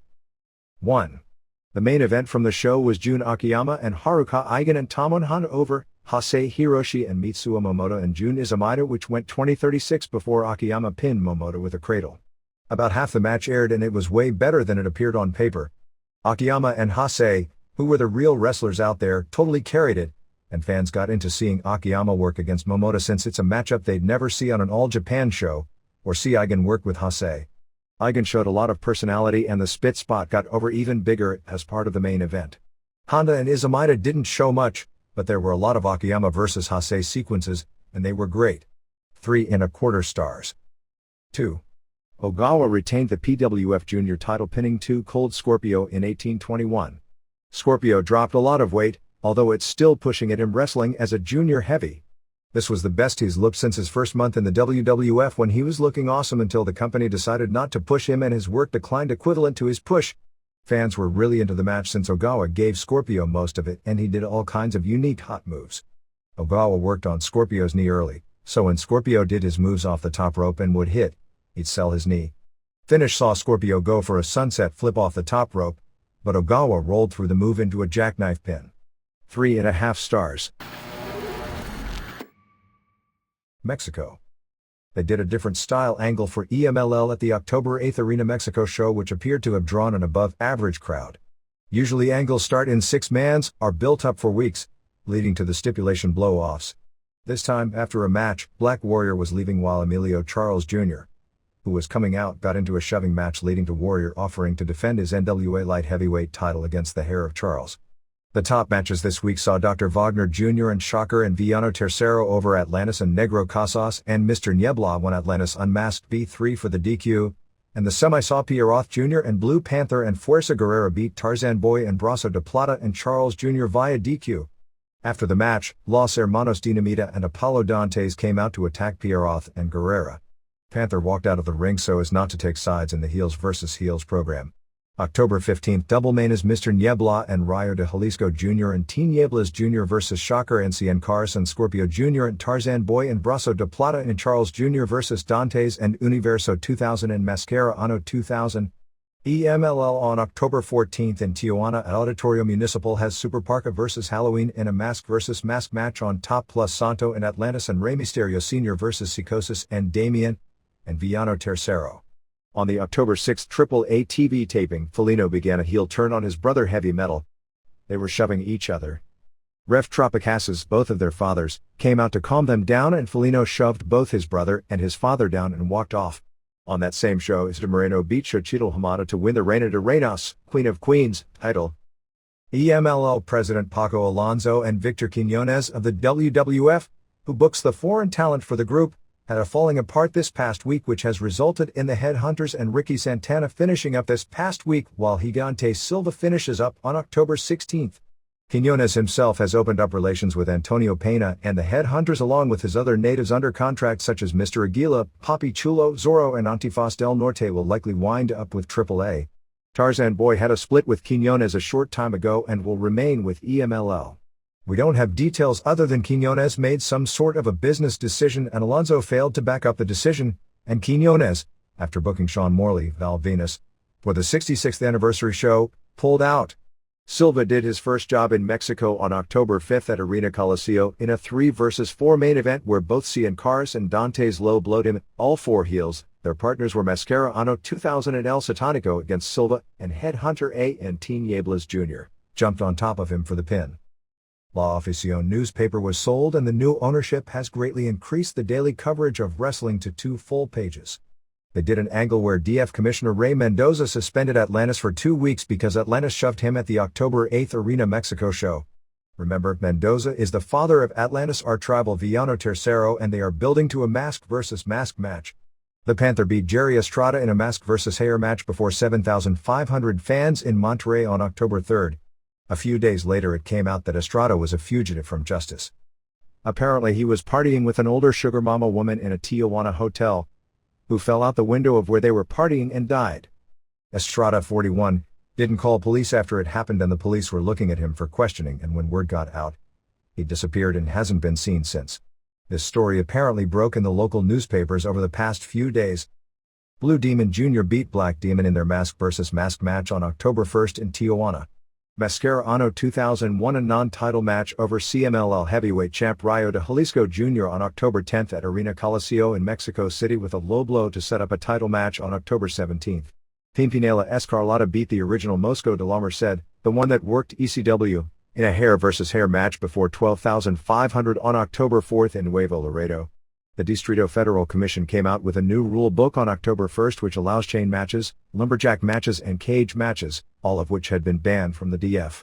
This will allow Antonio Pena, who uses more gimmick matches, to run bigger shows in the DF. EMLL's tribute to the late Cavernario Galindo on October 5 drew the smallest crowd of the year in that building on the show where Silva did the job. El Engendro is returning to AAA. Archangel retained the CMLL welterweight title, beating Mexican national welterweight champ Astro Rey Jr. on October 10 in Nezahualcóyotl. IWRG is doing a tournament to crown new trios champions which starts October 17 and ends November 11. All Japan. The new tour opened October 9 at Korakuen Hall before the usual sellout 2,100 with a main event where Takao Mori and Yoshihiro Takayama and Masafuchi beat Kena Kobashi and Kentaro Shiga and Jun Akiyama in 25-23 when Takayama pinned Shiga after a leg drop. The first match of the All-Asian Tag Team Tournament saw Masao Inoue and Tamon Honda wrestle Monokia Mossman and Johnny Smith to a 30-minute draw. Amori and Takayama vs. Kobashi and Akiyama was added as the semi-main to Misawa vs. Vader at the October 30 Budokan Hall show. On the October 10 show in the All-Asian Tag Tourney, Shiga and Jinsei Shinzaki beat Inoue and Honda, and October 11 saw Inoue and Honda over Jun Izumida and Satoru Asako. Misawa announced that the tournament-winning team would be brought into the annual World's Strongest Tag League tournament, which takes place from November 13 starting at Korakuen Hall with the finals on December 3 at Budokan Hall. The lineup for the teams hasn't been announced, but you figure the top contenders are Misawa and Ogawa, Kobashi and Akiyama, Vader and Albright, Takayama and Amori, and Johnny Ace and Mike Burton. To show how far it's fallen, usually the tag tournament would hit even major city, and this year there is no Sapporo or Nagoya, and the only big date of the tour besides the finals is November 30 at Osaka Furitsu Gym. October 3 TV show did a 3.9 rating. New Japan. The show in North Korea on November 17 looks to be headlined by Naoya Ogawa vs. Don Frye for the NWA title, although Hashimoto may be placed in the challenger role. But the general feeling seems to be Hashimoto vs. Ogawa will headline their third Tokyo Dome show on January 4. New Japan booked Korakuen Hall for a short show on October 10 for the official contract signing of Hashimoto vs. Ogawa, and debuted 3 new wrestlers. They actually worked in July in a battle royal, but this would be their first singles matches. Hiroshi Tanahashi, Katsuyori Shibata, whose father was a longtime referee for the company who retired earlier this year, and Wataru Inoue drawing 1,263 fans paying $30 per ticket. October 2nd TV show did a 2.5 rating. Other Japan notes. Brad Kohler and Jeremy Horn both have confirmed being part of the Rings tournament appearing on October 28th. In something of a huge surprise, Hoist Gracie was the guest on October 8th on the Queen Latifah talk show and said that he would be involved in that tournament. It would not be in Gracie's best interest to be involved in this, because of the short time limits and because there are no weight classes, although the lack of closed fist striking to the face is to his advantage. Gracie was the original king of the UFC in 1993 to 1994, and never lost, including winning 3 of the first 4 8-man tournaments. He was injured in winning a first-round match in the other one, although the fighting skill level overall was extremely primitive in those days compared with today. His final UFC match was in 1995 against Ken Shamrock, which was a 36-minute draw, and something of a legendary match in martial arts annals, where he took a beating in the last 5 minutes and ended with a very nasty-looking eye shiner. He's only had one competitive match since that time, a submissions-only match against Walid Ismail in Rio de Janeiro last year, which he lost in about 5 minutes with a choke. None of this has been announced in Japan, where Gracie gained a lot of fame years ago for his initial UFC success and where he's yet to fight in. The tournament consists of a first and second round in one bracket on October 28th in Tokyo, a similar tournament on December 22nd in Osaka, and the final 8 in a tournament similar to the K1 Grand Prix finals on February 25th at Tokyo Budokan Hall or Yokohama Arena. Matches are all 2 5-minute rounds with judges to determine who advances in the case there is no finish or no points, scored by knockdowns and rope breaks on submissions, are scored, and the big money goes only to the tournament winner, some $223,000. Chigusa Nagio beat Akira Hokuto in the battle of the biggest women's star of the 80s against arguably the biggest star of the 90s in 3:26 with an armbar on the October 10th Gia show in Osaka. JWP's Tsubasa Kuragaki suffered a broken shoulder on the October 8th Now show. That show supposedly drew 3,050 fans, yeah right, at the Tokyo Komazawa Olympic Park gym for the return of Kazuo Sakurada, Kendo Nagasaki's office. It was an all-woman undercard with a men's main event headlined by Nagasaki. Michinoku Pro on October 19th at Tokyo Oda Ward Gymnasium is running a show called Millennium Alpha and Omega, with the top matches being men's Teo, who started with this group and has since switched to Big Japan, versus Curryman, Christopher Daniels, Gran Hamada versus Suwa, Minoru Fujita versus Shima, Nobunaga Magnum Tokyo versus Yoshikazu Taru, Jinsei Shinzaki versus Sumo Daddy Fuji, and headline, A Great Sasuke versus Tiger Mask.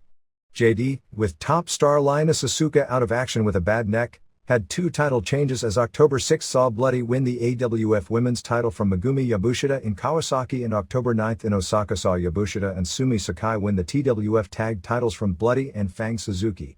On the urgent October 19th Korakuen Hall show, the main event is a handicap match with Asia Kong versus Atsuko Mita and Mima Shimoda.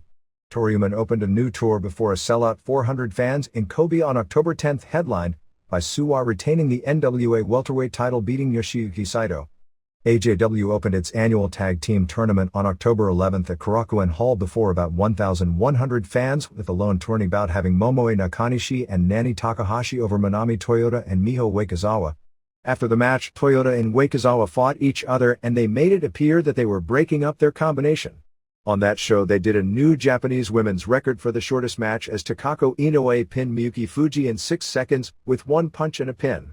The quickest pin in Japanese history is said to be January 14, 1998 on a Michinoku show where Jinsei Shinzaki pinned Magic Man in 5.49 seconds.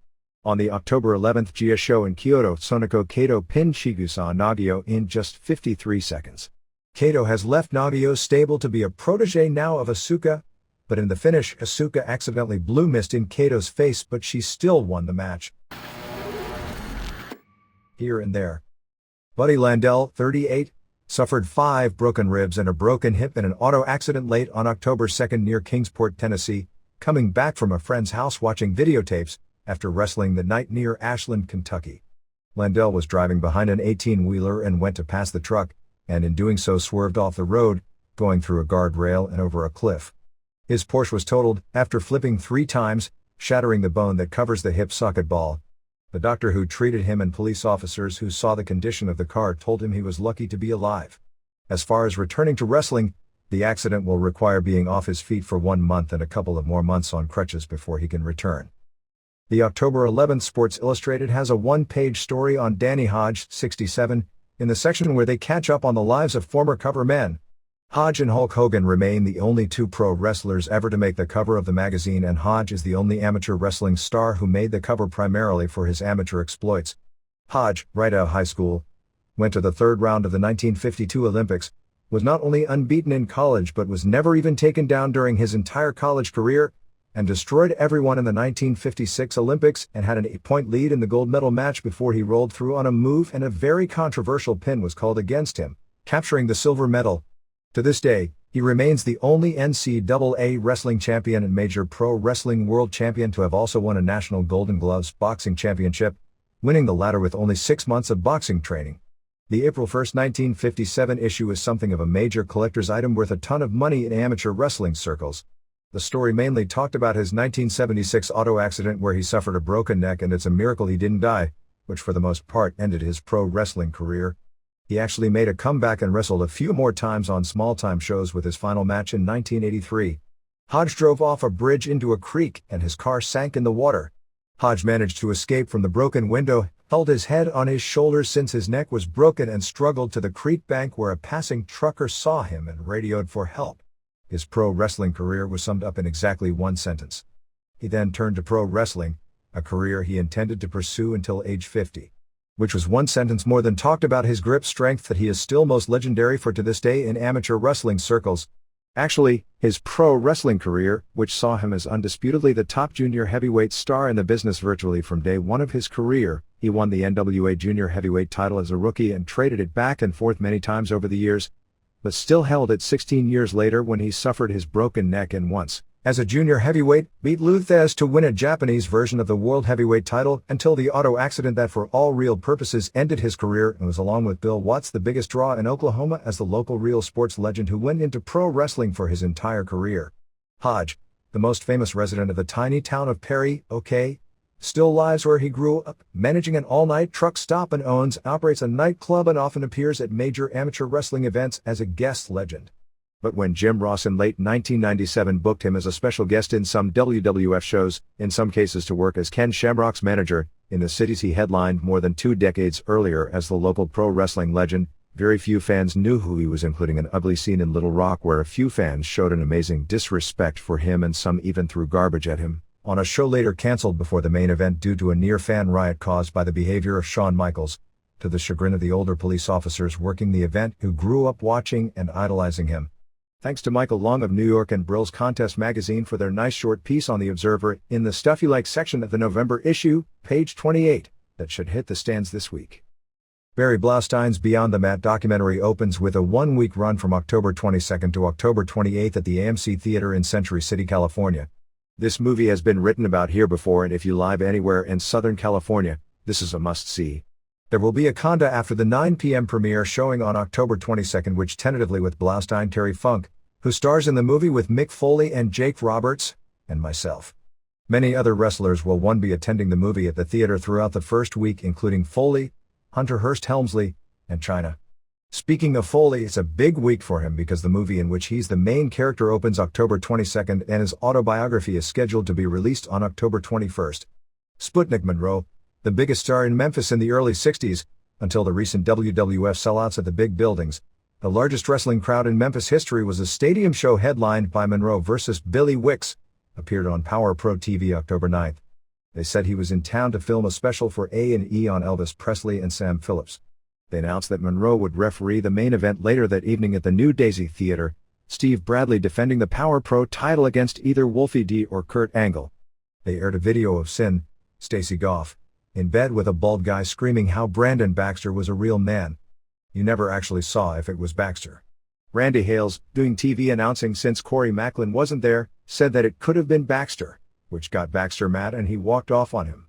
Later in the show, Dave Brown noted that Baxter had let people down before, including his family, and Baxter got hot at Brown as well.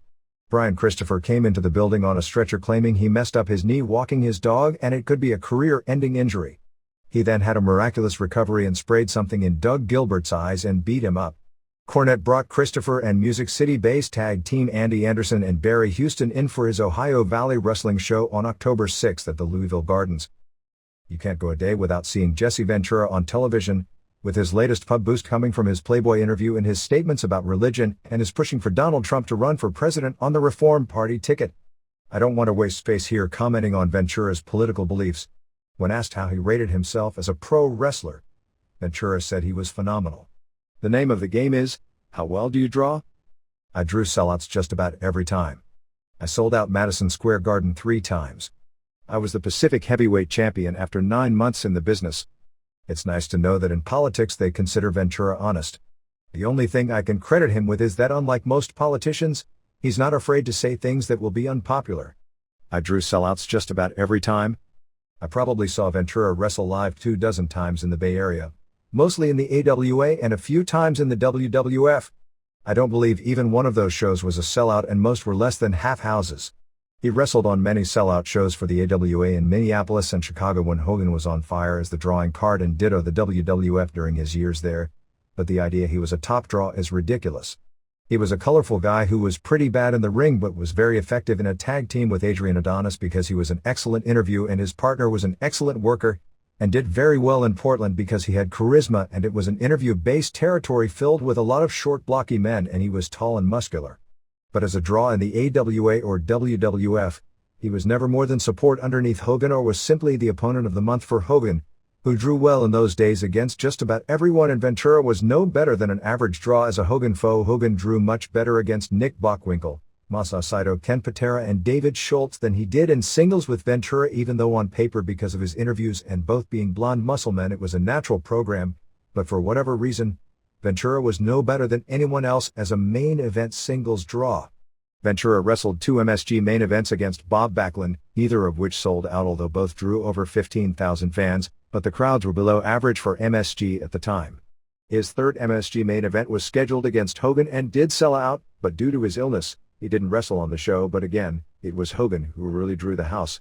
He did hold the Pacific Northwest title early in his career, and as in their first year usually didn't get pushed in those days, but by the standards of the time, he was a huge muscle man and guys like that have always gotten breaks early. Now that he's not working for WWF, he seems to have gone back to his previous beliefs on the business again, saying that pro wrestling is a backward business with no union and no benefits, and saying it's a fraud the government allows the companies to get away with calling pro wrestlers independent contractors. When asked about current stars Austin, Goldberg, Mankind, and Undertaker, he said, "I knew Austin in the WCW. He was a phenomenal talent. Steve Austin was a jewel waiting to be discovered. Vince McMahon discovered him when WCW couldn't see it. The WCW is just Vince's retreads. Goldberg's their only original and they may lose him. I heard he's very unhappy there. Mankind is a crazy guy. By the time he gets to be 40 he'll be lucky if he's walking. The Undertaker's been around a long time now, a good talent. I don't know if he's the original one though." When asked about Sable, he said, "DNA will sell, but as far as talent goes, I don't know if she's got any. Women's wrestling can thank silicone. Breast implants are what make it popular. Before that it was right up there with the midgets, added attraction. Isn't it scary we've got a governor who actually knows wrestling and thinks they changed the guy playing Undertaker somewhere along the way? Next thing you know Bill Bradley will say that he thinks they changed Ultimate Warriors years ago when the original one died. There will be a promotional war on November 6th in Nashville, as the Music City group is running with Auditorium with Jerry Lawler versus Road Dogg on top, and Reno Riggins' main event group is running with the Tennessee Vols, Riggins and Stephen Dunn versus Pitbulls on top at the fairgrounds. The British Wrestling Federation will be putting on its second tour starting October 6 through mid-November with John Tenta as the headliner along with younger American wrestlers Joe Denson, Jason Daniels, and Wildfire Shane Banks. The tour will also include UK wrestlers Dan Collins, Skull Murphy, James Mason, Drew McDonald, Tarzan Boy Darren and Blondie Barrett, with half the shows taking place in Scotland and the other half in England. UWA on October 16th at the Visalia, California Convention Center has Yokozuna, Kurgan, Dan Severn, Greg Valentine, the Pitbulls, Too Cold Scorpio, and Jim Neidhart. The revival of Stampede Wrestling is already going through rough times. On October 2nd in Edmonton they drew only 150 fans for a Dick Butkus Jr. vs. Marvin Pope main event, and on October 9th it was down to 120 fans and 90 paid for a rematch, and there were no favors done there since Pope, a former Canadian Football League star who is being pushed as the top babyface, didn't show up. Calgary's weekly shows, which are television tapings for 2 weeks every other Friday, are also not drawing well. The TV airs on the A channel in Alberta and Manitoba and will start airing on Regina, Saskatchewan on October 28 with touring beginning in November. Mauro Ranallo, who does the TV play-by-play, is said to have a lot of potential in it. A San Antonio weekly paper had a lengthy article on Jose Lothario and his 40 years in wrestling. Born Jose Guadalupe in Torreon, Coahuila in 1934, as Lothario tells his story, he was a federal policeman working in Monterrey, who would regularly attend boxing and wrestling matches. At a show in 1958, one of the wrestlers got into an altercation with him and he allegedly knocked the wrestler out with one punch, hence his nickname Super Sock, which he carried to fame in the United States, particularly in South Texas during the early 70s as a Mexican hero. After the incident, the local wrestling promoter in Monterrey suggested he be trained for wrestling. He claimed he got his early ring name, El Gran Lothario, because he helped push a city bus that got stuck in the mud out and somebody on the bus called him Gran Lothario, which means great strong man, and he took it as his ring name. He moved to Los Angeles in 1961 where he became a U.S. star and talked of a sellout crowd at the Olympic Auditorium where he wrestled Luthez in an NWA title match to a draw. He moved to Texas where he became a regular in 1970.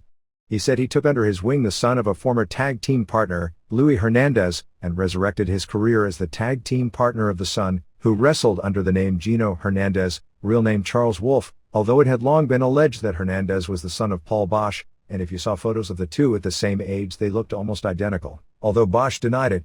But after Bosch's death, when Bruce Pritchard and others put together a television special on his life, there was a lot of footage of Hernandez thrown in that didn't seem to make sense otherwise, and Lothario talked about his feud when Hernandez turned heel on him as a career highlight.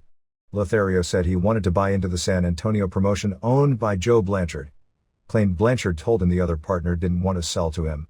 He confronted the other partner who said Blanchard never told him anything about it. Lothario claimed he then quit before he was to main event on a sellout house in Austin, but came back when Blanchard gave him $10,000 cash to stay. Blanchard was quoted in the story as having no recollection of any of this happening but said if it did happen, maybe he didn't hear Lothario ask him. He retired in 1985, claiming the Von Erichs hated him because when they wrestled against him in Austin, the crowd cheered him. I've got no idea whether that's true, but remember Lothario was winding down his career doing occasional dates for World Class during that period, but he was working prelims always as a face while the Von Erichs were headlining superstars by that point in time. He knocked today's wrestling because of too much music, entertainment and steroids, saying it makes him sad when modern wrestlers denounce steroid and drug use and then he knows those same stars doing them behind closed doors. There was a sidebar in the same paper about El Santo. Because the WWC TV ratings have grown from an 8.9 average in January to a 15.0 in September, Ray Gonzalez, the top heel in the group, is calling himself Mr. Ratings. The big angle is that Carlos Colon's 21-year-old son Carly wants to be a wrestler to feud with Gonzalez. Carlos is telling him he wants him to go to college and stay away from wrestling while he in the angle wants his dad to train him to fight Gonzalez just like he trained Gonzalez. Gonzalez in his interviews noted that Carly is 21, and when he was 21, he already held the Universal title and Carly isn't a kid. Eventually Carlos agreed to begin training his son. Black Boy beat El Rockero on October 2nd in Guaynabo, Puerto Rico to win the WWC Junior HWT title, but then lost the title on October 9th in the same city to Sean Hill. Invader No. 1 and brother Maelo Huertas won the WWC tag titles from Chiqui Star and Victor on October 9th in Guaynabo.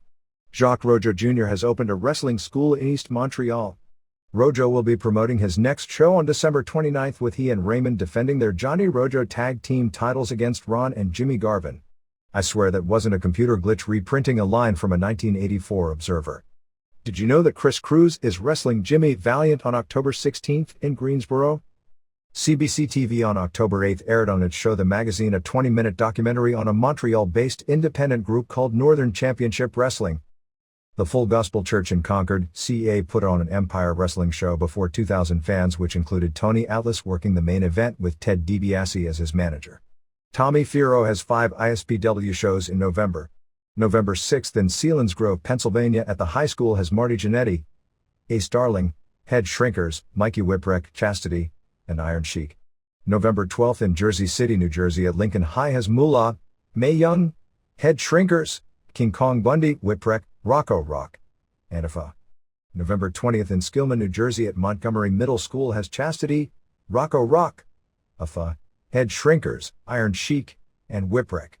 November 27th in Hillsdale, New Jersey at Pascack High has Bundy, Afa, Head Shrinkers, Chastity, Tom Brandy, and Rocco. And November 28th in Bangor, Puerto Rico at Plus X High has Gilberg, Afa, Bundy, Sheik, Chastity, Brandy, and Shrinkers. MMA. The UFC Japan debut show on November 14th at Tokyo Bay NK Hall will air on a 5-day delay on pay-per-view in the US on November 19th. The top two matches on the show at this point look to be Kevin Randleman versus Pete Williams for the vacant UFC Heavyweight Championship. Boss Rutten has vacated the title to challenge for the middleweight title instead, and Pedro Rizzo, an unbeaten MMA fighter, against Tsuyoshi Kosaka. Kosaka's schedule looks to be difficult because he's scheduled for the Rings tournament on October 28th, in which, provided he won his first match, would have to fight 2 matches on the same night, and come back and face a tough Rizzo less than 3 weeks later. Kosaka felt the 2 matches in one night wouldn't be as difficult as things he's done before because he once fought Frank Shamrock for 30 minutes straight, and these matches have 10-minute time limits, so it's 20-minute maximum of fighting.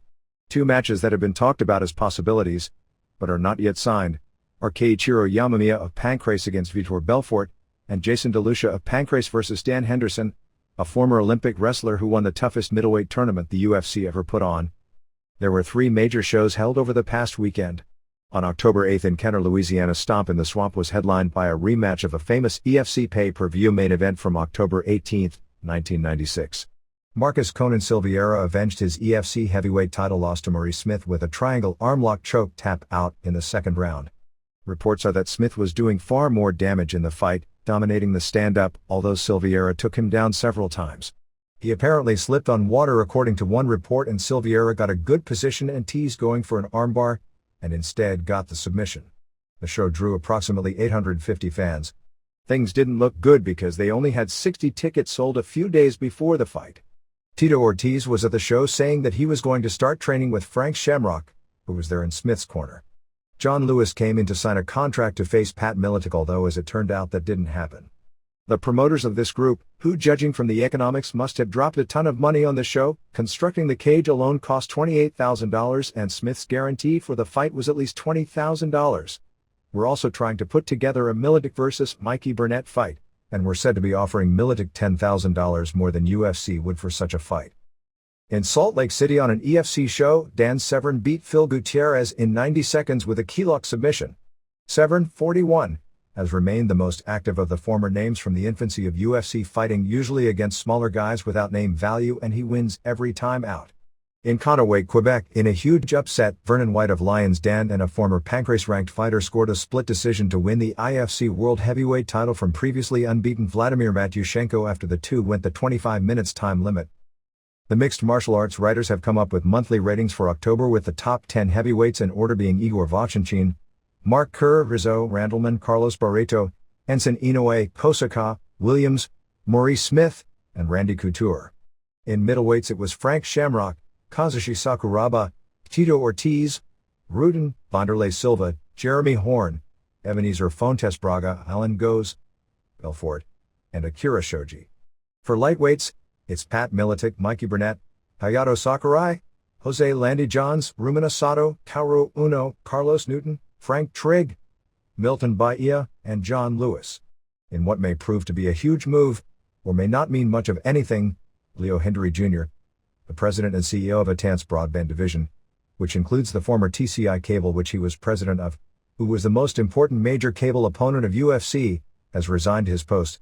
TCI Cable wasn't the first to cancel UFC, Cablevision in the Northeast was first, but as the largest conglomerate, its pulling out was the most important blow. Semaphore Entertainment Group and UFC officials had talked with Hendry many times, but he refused to soften his stance. But the fact UFC doesn't look to be getting Nevada approval makes it unlikely that a reversal of the political waters which is needed to get the show back on pay-per-view and make it viable on anything but a tiny level, is inevitable.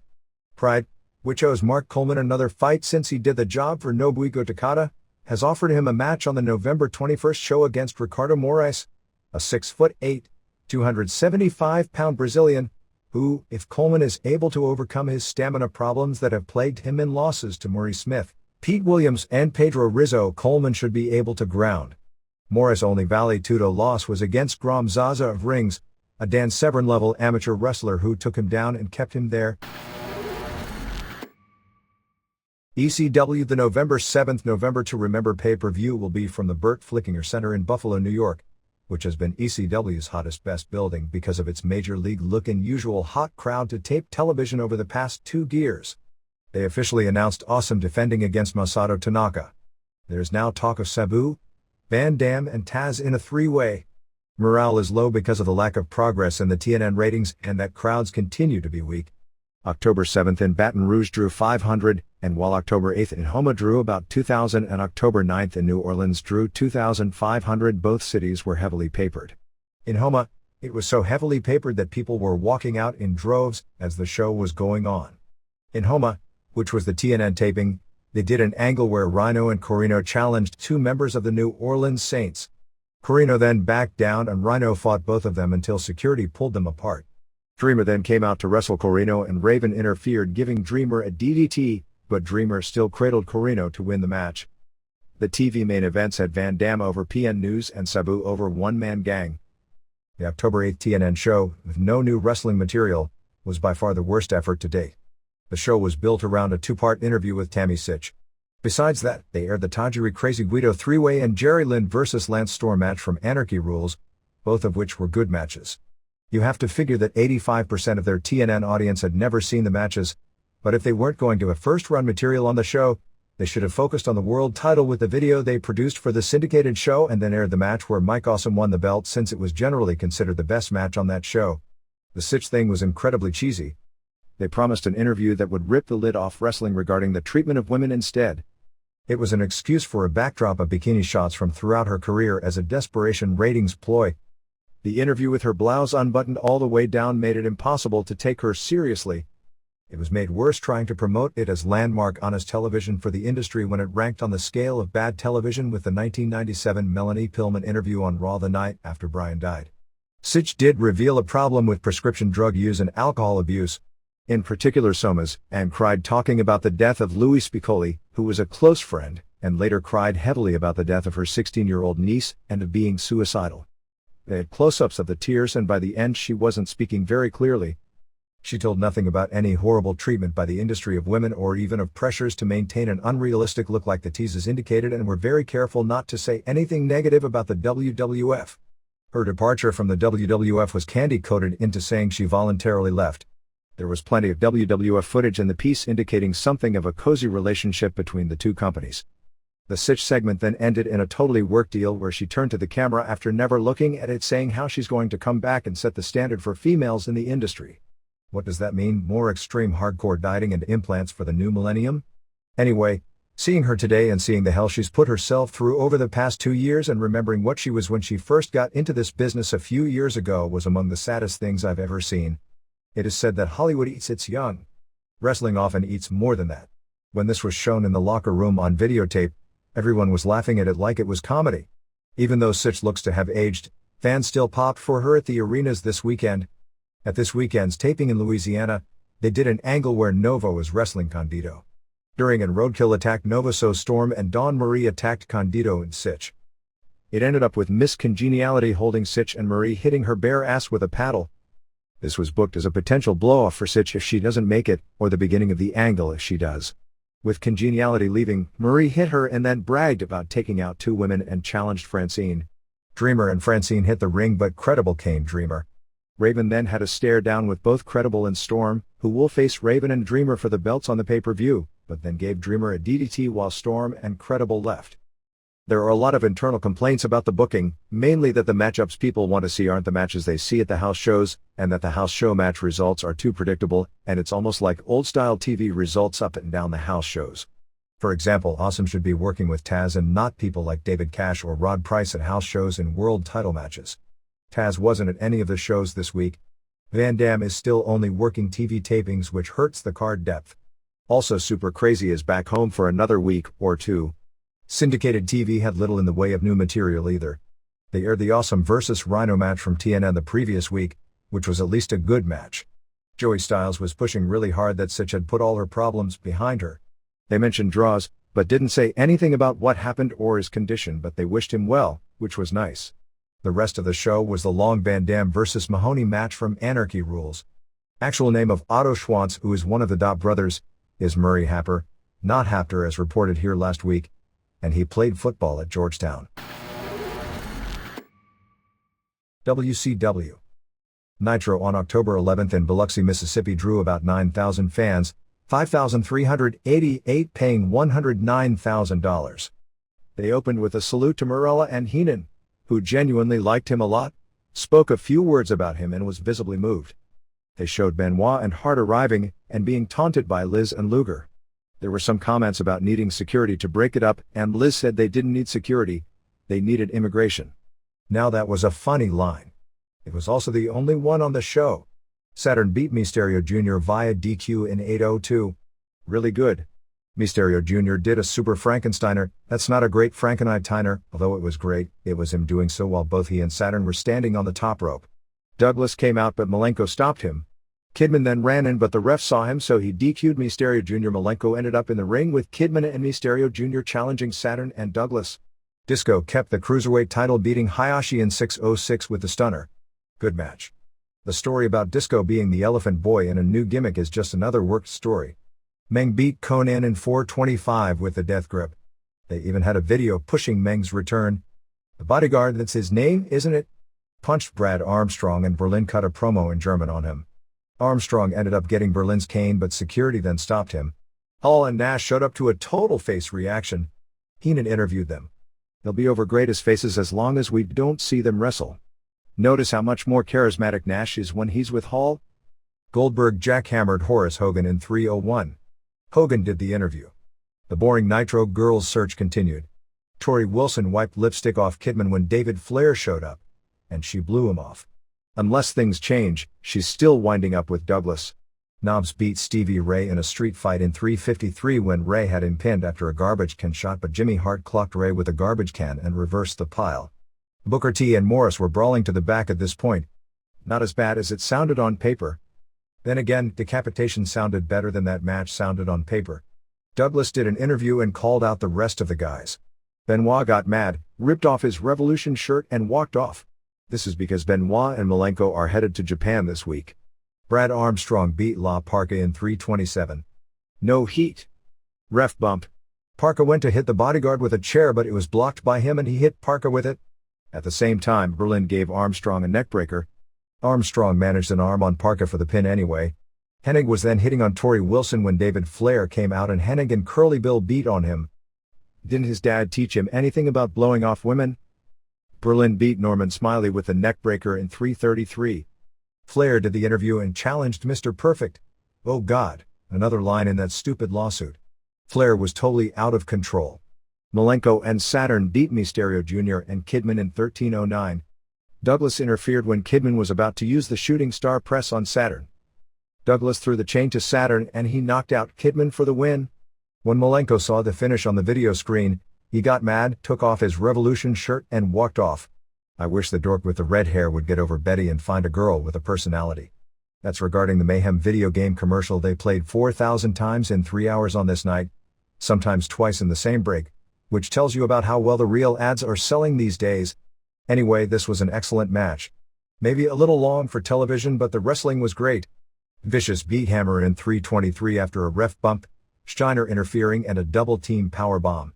By this point everyone makes fun of Sid's streak. Flair pinned Hennig in 10:23 when Curly Bill tried to interfere but David saved the day for Dad, who got the pin with his feet on the ropes. After seeing all those guys younger than Flair and some younger than Hennig, the night before was a total classic. Finally Hart and Benoit beat Steiner and Luger via DQ in 3:50 when Sid interfered. What a shitty finish. After the match they did a double team powerbomb on Benoit and Luger racked Hart. Goldberg showed up and speared Steiner. He wasn't allowed to touch Sid, so he walked away, turned around, and speared him. That was a hell of a spot. I'm assuming that means Goldberg versus is no longer a US title match so Goldberg can pin him clean at the pay-per-view without getting the belt, since Goldberg shouldn't have the US title. Harley Race was asked to referee the Hart-Benoit match, but turned it down saying he felt because of all his ring injuries, he needs both his neck and back fused from some 30 years of being one of the game's best bump takers, He'd slow the match down too much and asked if he could ring announce it. Benoit broke down in tears after the match. From what we've been told, the Hart Benoit was even better live than on television because there was no loss of flow with the commercial interruptions. There are people with dishes who get the backstage Blast Nitro feed who can see all the matches on the first Monday of every month in their entirety, and there are tapes of the match as well as the Kidman vs. Juventud match that preceded it intact. Benoit called it the most emotional and most important match of his career. In Hart's Calgary Sun column, he wrote that Dynamite Kid was the best wrestler there ever was and claimed he meant more to wrestling than Wayne Gretzky did to hockey, and talked about Benoit as being the ghost of the Dynamite Kid, talking about meeting Benoit in Edmonton when he was 11 years old and worshipped Dynamite Kid and that he'd now become him. He mentioned how Ed Whalen, after Bret's first match with Dynamite Kid, I believe it was a 45-minute straw but I remember the call, said when it was over, "Kid you not, I have just witnessed the best wrestling match I have ever seen." And compared it with his father, who after seeing the Benoit match this past week, said he thought it was the best match he'd ever seen Bret in. At the October 3rd house show in Oklahoma City, they introduced Danny Hodge before the match, but didn't introduce Bill Watts, who was also there. Sting is wanting to be turned back babyface already. Bob Mould, the newcomer on the booking committee, is a longtime wrestling fan out of New York who is very well known in the underground rock scene and a cult favorite songwriter and performer in independent and college rock, and said to be a big fan of Japanese wrestling. ICP this week is claiming they've signed with WCW, and they are booked on upcoming shows. Shane Douglas will be undergoing surgery to repair a torn bicep on October 13th but expects to be appearing on television regularly, even though he won't be able to wrestle for at least several weeks if not longer. He was also to get an MRI this week over a possible rotator cuff problem. Jimmy Hart, Hugh Morris, Disco Inferno, Vampiro and Ernest Miller are scheduled to tape an episode of Family Feud with Louis Anderson on October 15th. No word on what the future is of the WCW Saturday Night Show. The original plan for announcers Scott Hudson and Mike Tenay to do the show live to tape at the buildings to have more of an old-style Memphis spontaneous atmosphere as opposed to voiceovers of taped matches seems to have fallen through. Jimmy Hart is still running the shows, generally focusing around wrestlers not being used on Nitro and Thunder, and the show's ratings are at all-time low levels. Hart is planning this week on introducing Shane Helms, Shannon Moore and Evan Karagis as a three-man babyface team as an updated Rock and Roll Express type gimmick called either Bad Street Boys, the name they used working indies, or 3 Count, with the gimmick that they'll sing, play instruments and perform in music videos along with doing high-flying wrestling. He also wants to give a push to Emery Hale, a huge 6'6", 320 green, 6'6", 320 worker who showed good personality and a lot of potential in a few Nitro matches as a jobber some time ago. Among the names now confirmed as being dropped from their contracts were Eric Watts, Horace Hogan, Scott Norton, Mike Enos, Chad Fortune, Barry Darsow, and Barry Horowitz. All have been invited to stay with the company on $500 per match guarantees. Jimmy Hart was able to save Disorderly Conduct's contract by convincing management they were getting 2 teams, also Texas Hangman Under the Mask, for the same low price. Dale Torborg wrestled on Thunder as the MVP, standing for Most Violent Player, but may be given a new gimmick. Steve McMichael, who nobody has seen hide nor hair of in months, is living in Florida and recently underwent knee surgery. Gene Okerlund has resigned. They are attempting to move the Thunder tapings to every Tuesday, still for Thursday airing, but there are also attempts to change that to Wednesday now as early as December, although that isn't a done deal yet. Because Sting wasn't at Nitro as he had an acting commitment elsewhere, they flew in Jeff Farmer to do an angle as Sting but decided the night of the show against using him. A lot of the wrestlers and other personnel involved in the movie shooting are to be based from mid-October through mid-November out of a hotel in Los Angeles where they would only fly out for Nitros and live Thunders. There will be some temporary announcing changes on the taped Thunders and WCW Saturday nights. I believe it'll be Scott Hudson and Larry Zbyszko on both shows, with Mike Tenay based in Los Angeles. Lenny and Lodi's characters were dropped because of a letter from the Gay and Lesbian Alliance Against Defamation, GLAAD. GLAAD Entertainment Media Director Scott Shuman wrote to TNT President Brad Seigel that the character of Lenny is presented with the intention to incite the crowd to the most base homophobic behavior. Shuman wrote his first letter about Lenny and Lodi in September and said he was immediately called by a Turner executive who told him the character would be dropped and that Standards and Practices had hired an executive whose job it would be to keep an eye on WCW. 2 weeks later, Lenny was back on Nitro, and GLAAD fired off another letter to Terry Tingle, the head of Standards and Practices at Turner. How many gay bashings and gay murders have to be committed in this country for you to remove such hurtful portrayals from your broadcasts? Shuman wrote in his second letter. Hogan was on Larry King on October 4th during the Nitro broadcast talking about Ventura, basically ripping on him but not saying anything of substance other than Jesse wasn't a top star in wrestling and won't be in politics. Scott Steiner is expected to undergo back surgery and if successful, be able to return before the end of the year. A quote from a RUSSO internet chat with Ben Miller of WrestleLine done on September 30th, a few weeks before taking the WCW job. I'm going to tell you something right now that you will absolutely not agree with. But I've been a wrestling fan my whole life and I will live and die by this. It is hard enough. Believe me, I write this shit. It is hard enough to get somebody over.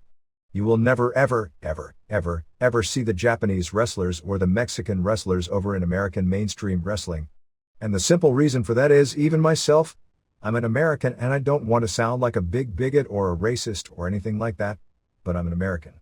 If I'm watching wrestling here in America, I don't give a shit about a Japanese guy. I don't give a shit about a Mexican guy. I'm from America, and that's what I want to see. WWF. Lineup for the No Mercy show on October 17th in Cleveland now looks to be Triple H vs. Austin for the WWF title. Rock vs. Bulldog with the winner getting a title shot at Survivor Series November 14th in Detroit. Mankind vs. Venus for the SOC. Jarrett vs. China for the IC title in a good housekeeping match. They'll use a lot of kitchen appliances legal as weapons. Ivory vs. Moolah for the women's title, a four-comers match with X-Pac vs. Kane vs. Farouk vs. Bradshaw. Outlaws defending tag titles against Hollies. Edge and Christian vs. Hardy Boys, the fifth and deciding match in their series, plus two more matches to be added which appeared originally to be Brown vs. Droz and Big Show vs. Prince Albert, but obviously one isn't happening and looks like the other might be either Show or Snow vs. Bossman, and perhaps Jericho vs. Hughes or something with Dudley's will round out the show. Raw on October 11th drew 33,375, paying $861,441 to the Georgia Dome. This was one of the 10 largest crowds in the history of American pro wrestling and the only WWF shows in the U.S. drawing larger crowds in the history of the promotion with the WrestleManias as the Pontiac Silverdome, San Antonio Alamo Dome, Indianapolis Hoosier Dome and the August 9, 1980 Shea Stadium show. Even though it was the first Atlanta area show in 8 years for the WWF, it didn't draw as well as two of WCW's Georgia Dome shows. Reports from Atlanta say the WWF did a tremendous job of local promotion right up until the day of the show. It still felt short of the hoped for 40,000 mark. The all-time Raw and Monday Night Wars attendance record remains 41,432 on the February 8th show from Toronto Skydome. Vince came out to start the show and seemed really happy over drawing such a large crowd in Atlanta. He introduced Austin. They're now best friends, you know. Austin was saying asshole left and right and it wasn't getting bleeped. That's the difference between drawing a 6.0 and a 0.9 rating. Austin told Triple H to come out and challenged him. Triple H came to the ring and shoved down Jim Ross, who got up and hit him with a small fan, you know, an instrument that blows air, not a child in the second row.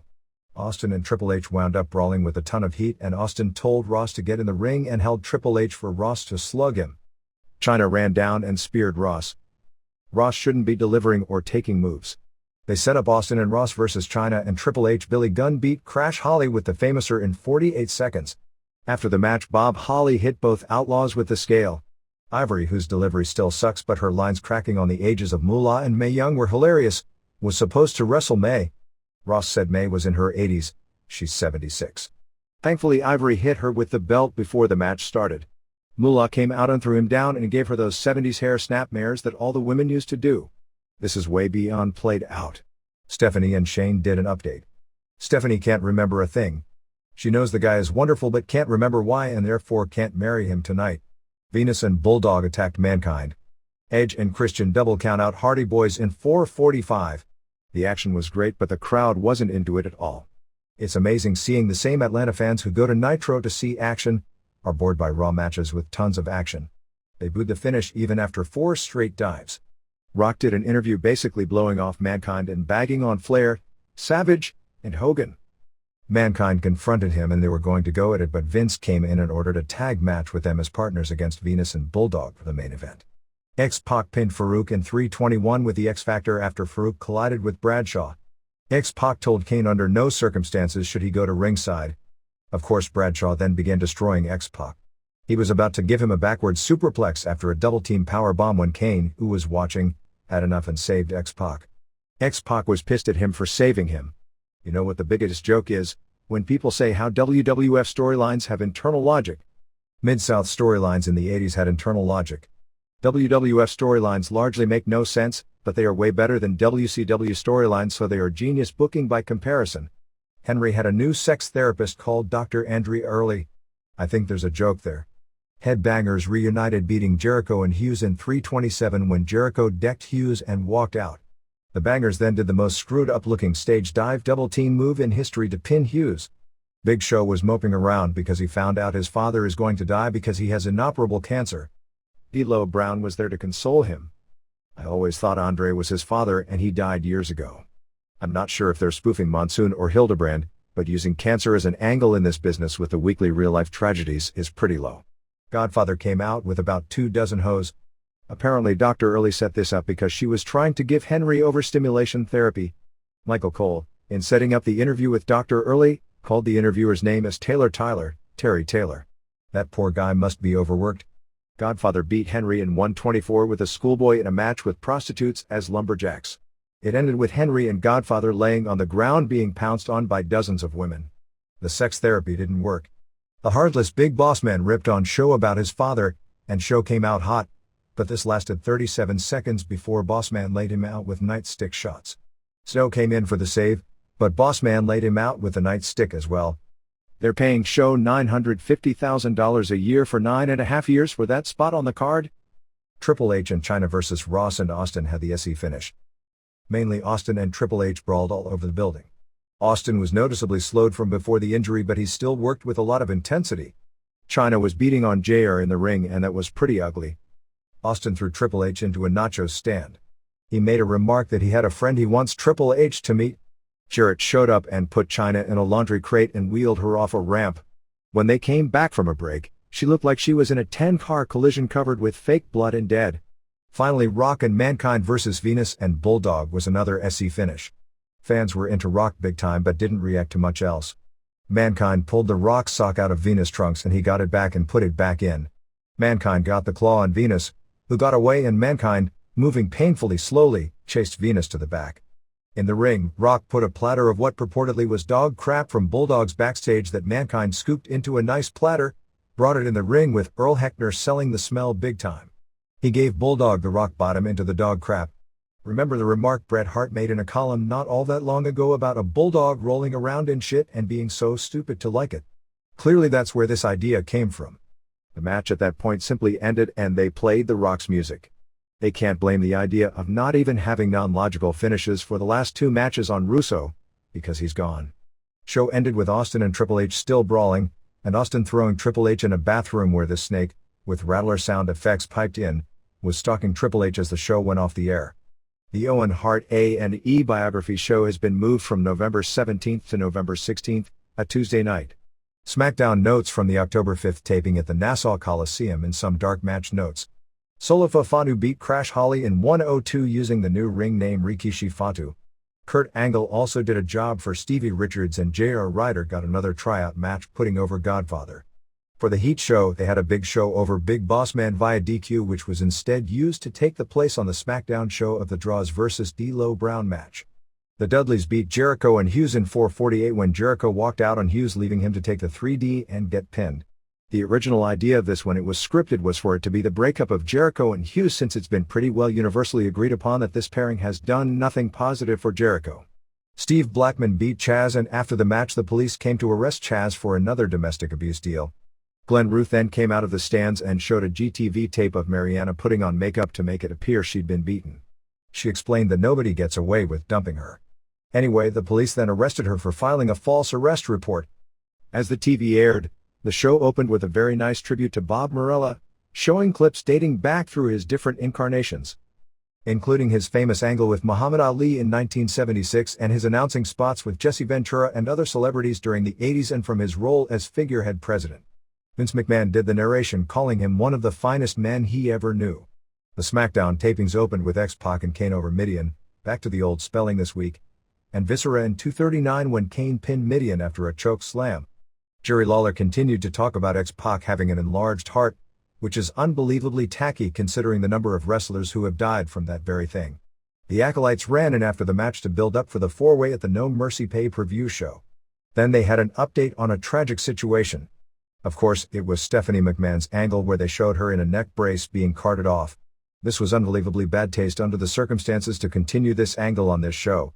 Can you imagine what anyone who vaguely knew Droz or simply had heard the news and figured this was the first TV since it happened, and the show it actually happened on, figuring to get the most detailed update on the story, and then having to see something that was a play-acting spoof being talked about as if it was the real most important tragedy of the past week. They then teased that Austin was there and would be going after Triple H later in the show even though he wasn't there at all. Bob Holly beat Road Dogg clean in a dead match with the Orange Crush Bomb in 5:12. Outlaws beat up Hollies after the match. This was to build up a tag title match at the next pay-per-view. Then came Mark Henry's sex therapy class where Henry revealed that he lost his virginity at the age of 8 to his sister, and that since that time he's continued to have sex with his sister, with the last time being a few days earlier. I guess they were bound and determined to do that incest angle. I just hope Mark Henry has no young kids of school age, because no money would be worth the torture that they'd be put through. This was taking place at 8:30 p.m. Jarrett announced there would be a mud wrestling match later in the show featuring Miss Kitty, and that the loser of the match would be the one who got her top ripped off. Remember all that talk about how the real sleazy stuff doesn't air until after 10 p.m.? Mankind attacked Bulldog doing an interview. Hardy Boys beat Christian and Edge in 6:13 in a tornado match. This match was filled with some really nice Watata maneuvers. The crowd was still dead even though the guys were working hard and having a hell of a match. Lawler was totally out of control pushing the upcoming mud wrestling match, which must have made an interesting irony since this aired the same day the election took place. They'd named the move where Christian is on Edge's shoulders and delivers a superplex, a stacked up superplex. They did the move on Matt, but Jeff then delivered a senton off the top on Christian for the pin. Ivory beat Miss Kitty in the mud wrestling match by ripping her top off. Her breasts were covered in mud. Jarrett then threw Moolah and Mae Young in the mud, but Chyna threw Jarrett in the mud and Jarrett took some slapstick bumps for them. They interviewed Shane, who noted that Stephanie still has amnesia and the wedding has been postponed. I'm not sure why they hyped the event specifically for the Georgia Dome if they weren't going to deliver it. Clearly it was used as a ticket-selling device. Mankind DDQ Bulldog in 6:15. There were some hard bumps into the ring steps, but for the most part it wasn't much of a match. They showed Jim Ross on location with Austin firing rifle shots at photos of Triple H. They aired the Show vs. Bossman match and mentioned the Droz situation. Triple H supposedly killed a rattlesnake and carried out a bag supposedly all bloody and did a bad promo. Venus did a promo, was attacked by Mankind, and Bulldog attacked Mankind and they went 2-on-1 with the semi-great one. Rock vs. Venus went 10-12. They took some hard bumps on the ramp and stairs. Venus grabbed a chair but Mankind ran in and got it from him. When he went to hit Venus, he ducked and Rock got hit. Rock still kicked out of the pin. Mankind put the Socko claw on Venus. Rock gave Venus and Mankind both rock bottoms. The match ended with another DDQ finish and Rock and Mankind teasing a confrontation. The match had a surprising lack of heat, but corning after the draw situation in the building. That was understandable.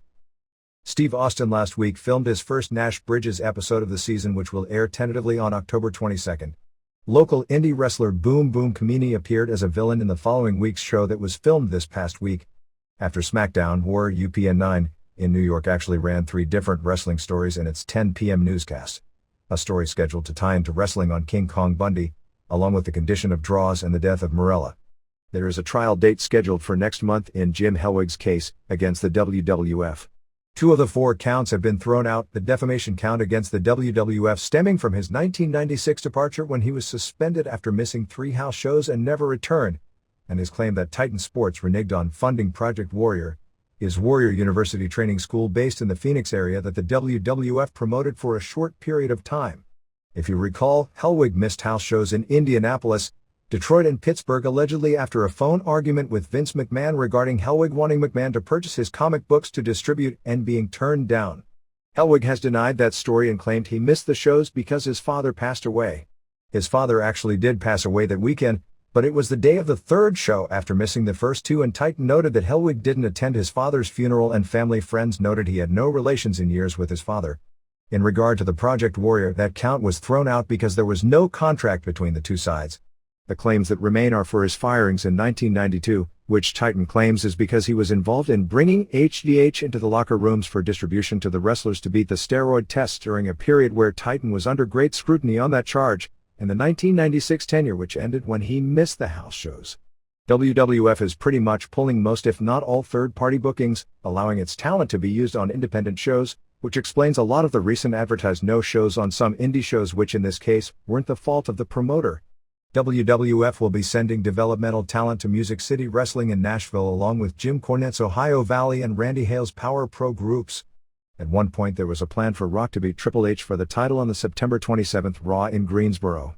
Triple H complained loudly enough about the idea that it was nixed.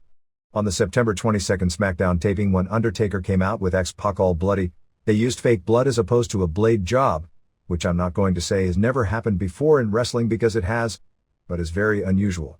Same with China on the October 11th Georgia Dome backstage spot. McMahon has been traveling around the country and even Europe of late going to IPO meetings. Among the wrestlers having either been signed to or being strongly negotiated with for developmental deals include Steve Sharp, a 6'3", 280-pounder out of Missouri who is now wrestling in Memphis as Ali. I'd describe him as an Ahmed Johnson lookalike. He's huge and thick but has almost a flabby upper body, and as a worker, well, he's one of those huge, really green guys. Next to Sharp, Johnson was one of the great technical wrestlers of our time.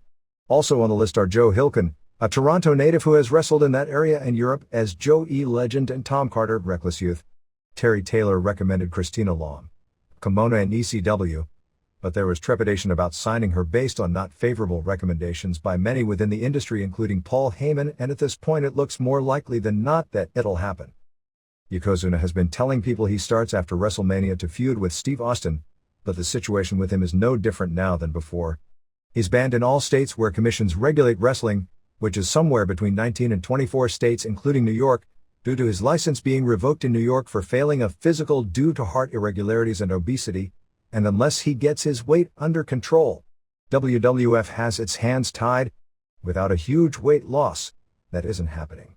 It's expected that WWF will start airing Taz vignettes in November to build up for his January arrival.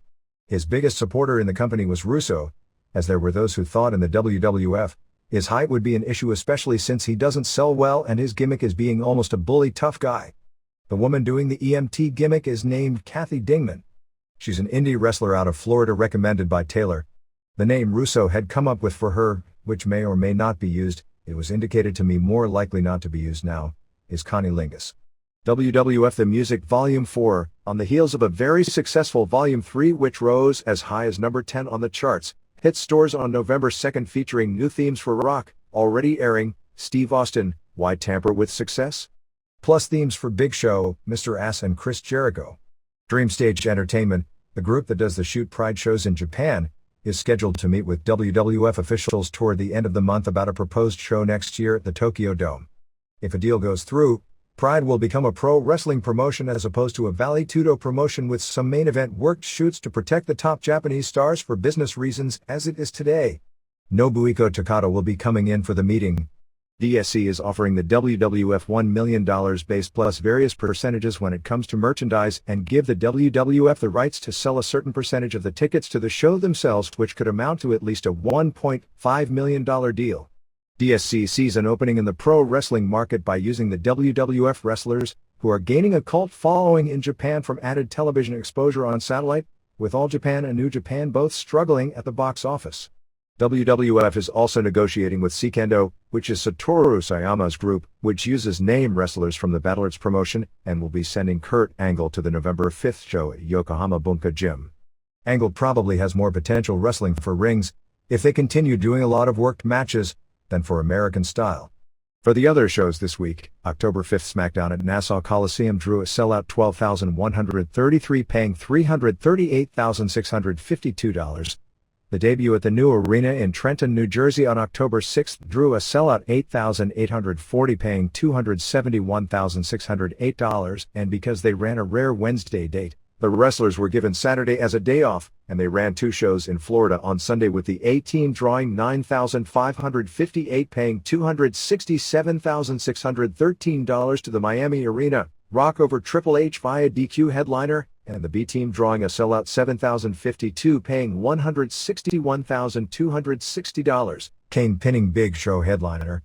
We don't have complete merchandise numbers for the week, but based on what we do have, It was going at a $4.85 per head clip, which would be the lowest week for per cap since the boom period started, but with 3 sellouts and a Nitro drawing 33,375 fans, it's certainly premature to panic. Undertaker may be out of action for the rest of the year to heal up his various injuries, the worst of which is a groin pull. WWF took in a gross revenue of $76.2 million during the May 1st to August 1st quarter, which means revenue is still markedly on the rise and they are online for, unless things go south, another $250+ million fiscal year. It should be noted that quarter is going to be the highest in any year because the WrestleMania pay-per-view money comes in during in late June, so that isn't indicative of a $300 million year, although if business increases at the pace it's done over the past 2 years, that figure is possible. The MSNBC Heroes and Legends show on Vince McMahon, scheduled for October 13th, was moved to October 20th. ECW's Miss Congeniality should be starting in about 1 month. She was trained by the Hardy Boys and is said to be a good bump taker. The charges against Taz for exposing himself to a female minor in a Pittsburgh tanning salon were dropped. Bob Backlund was campaigning for the U.S. House of Representatives in Connecticut. He was the Republican nominee in his district, a district that Democrats have owned for several generations, outside the Raw show at the Continental Airlines Arena on October 4th. Whether it's the clash of titans in the ring or the drama that unfolds outside it, we're here to break it down, match by match, feud by feud.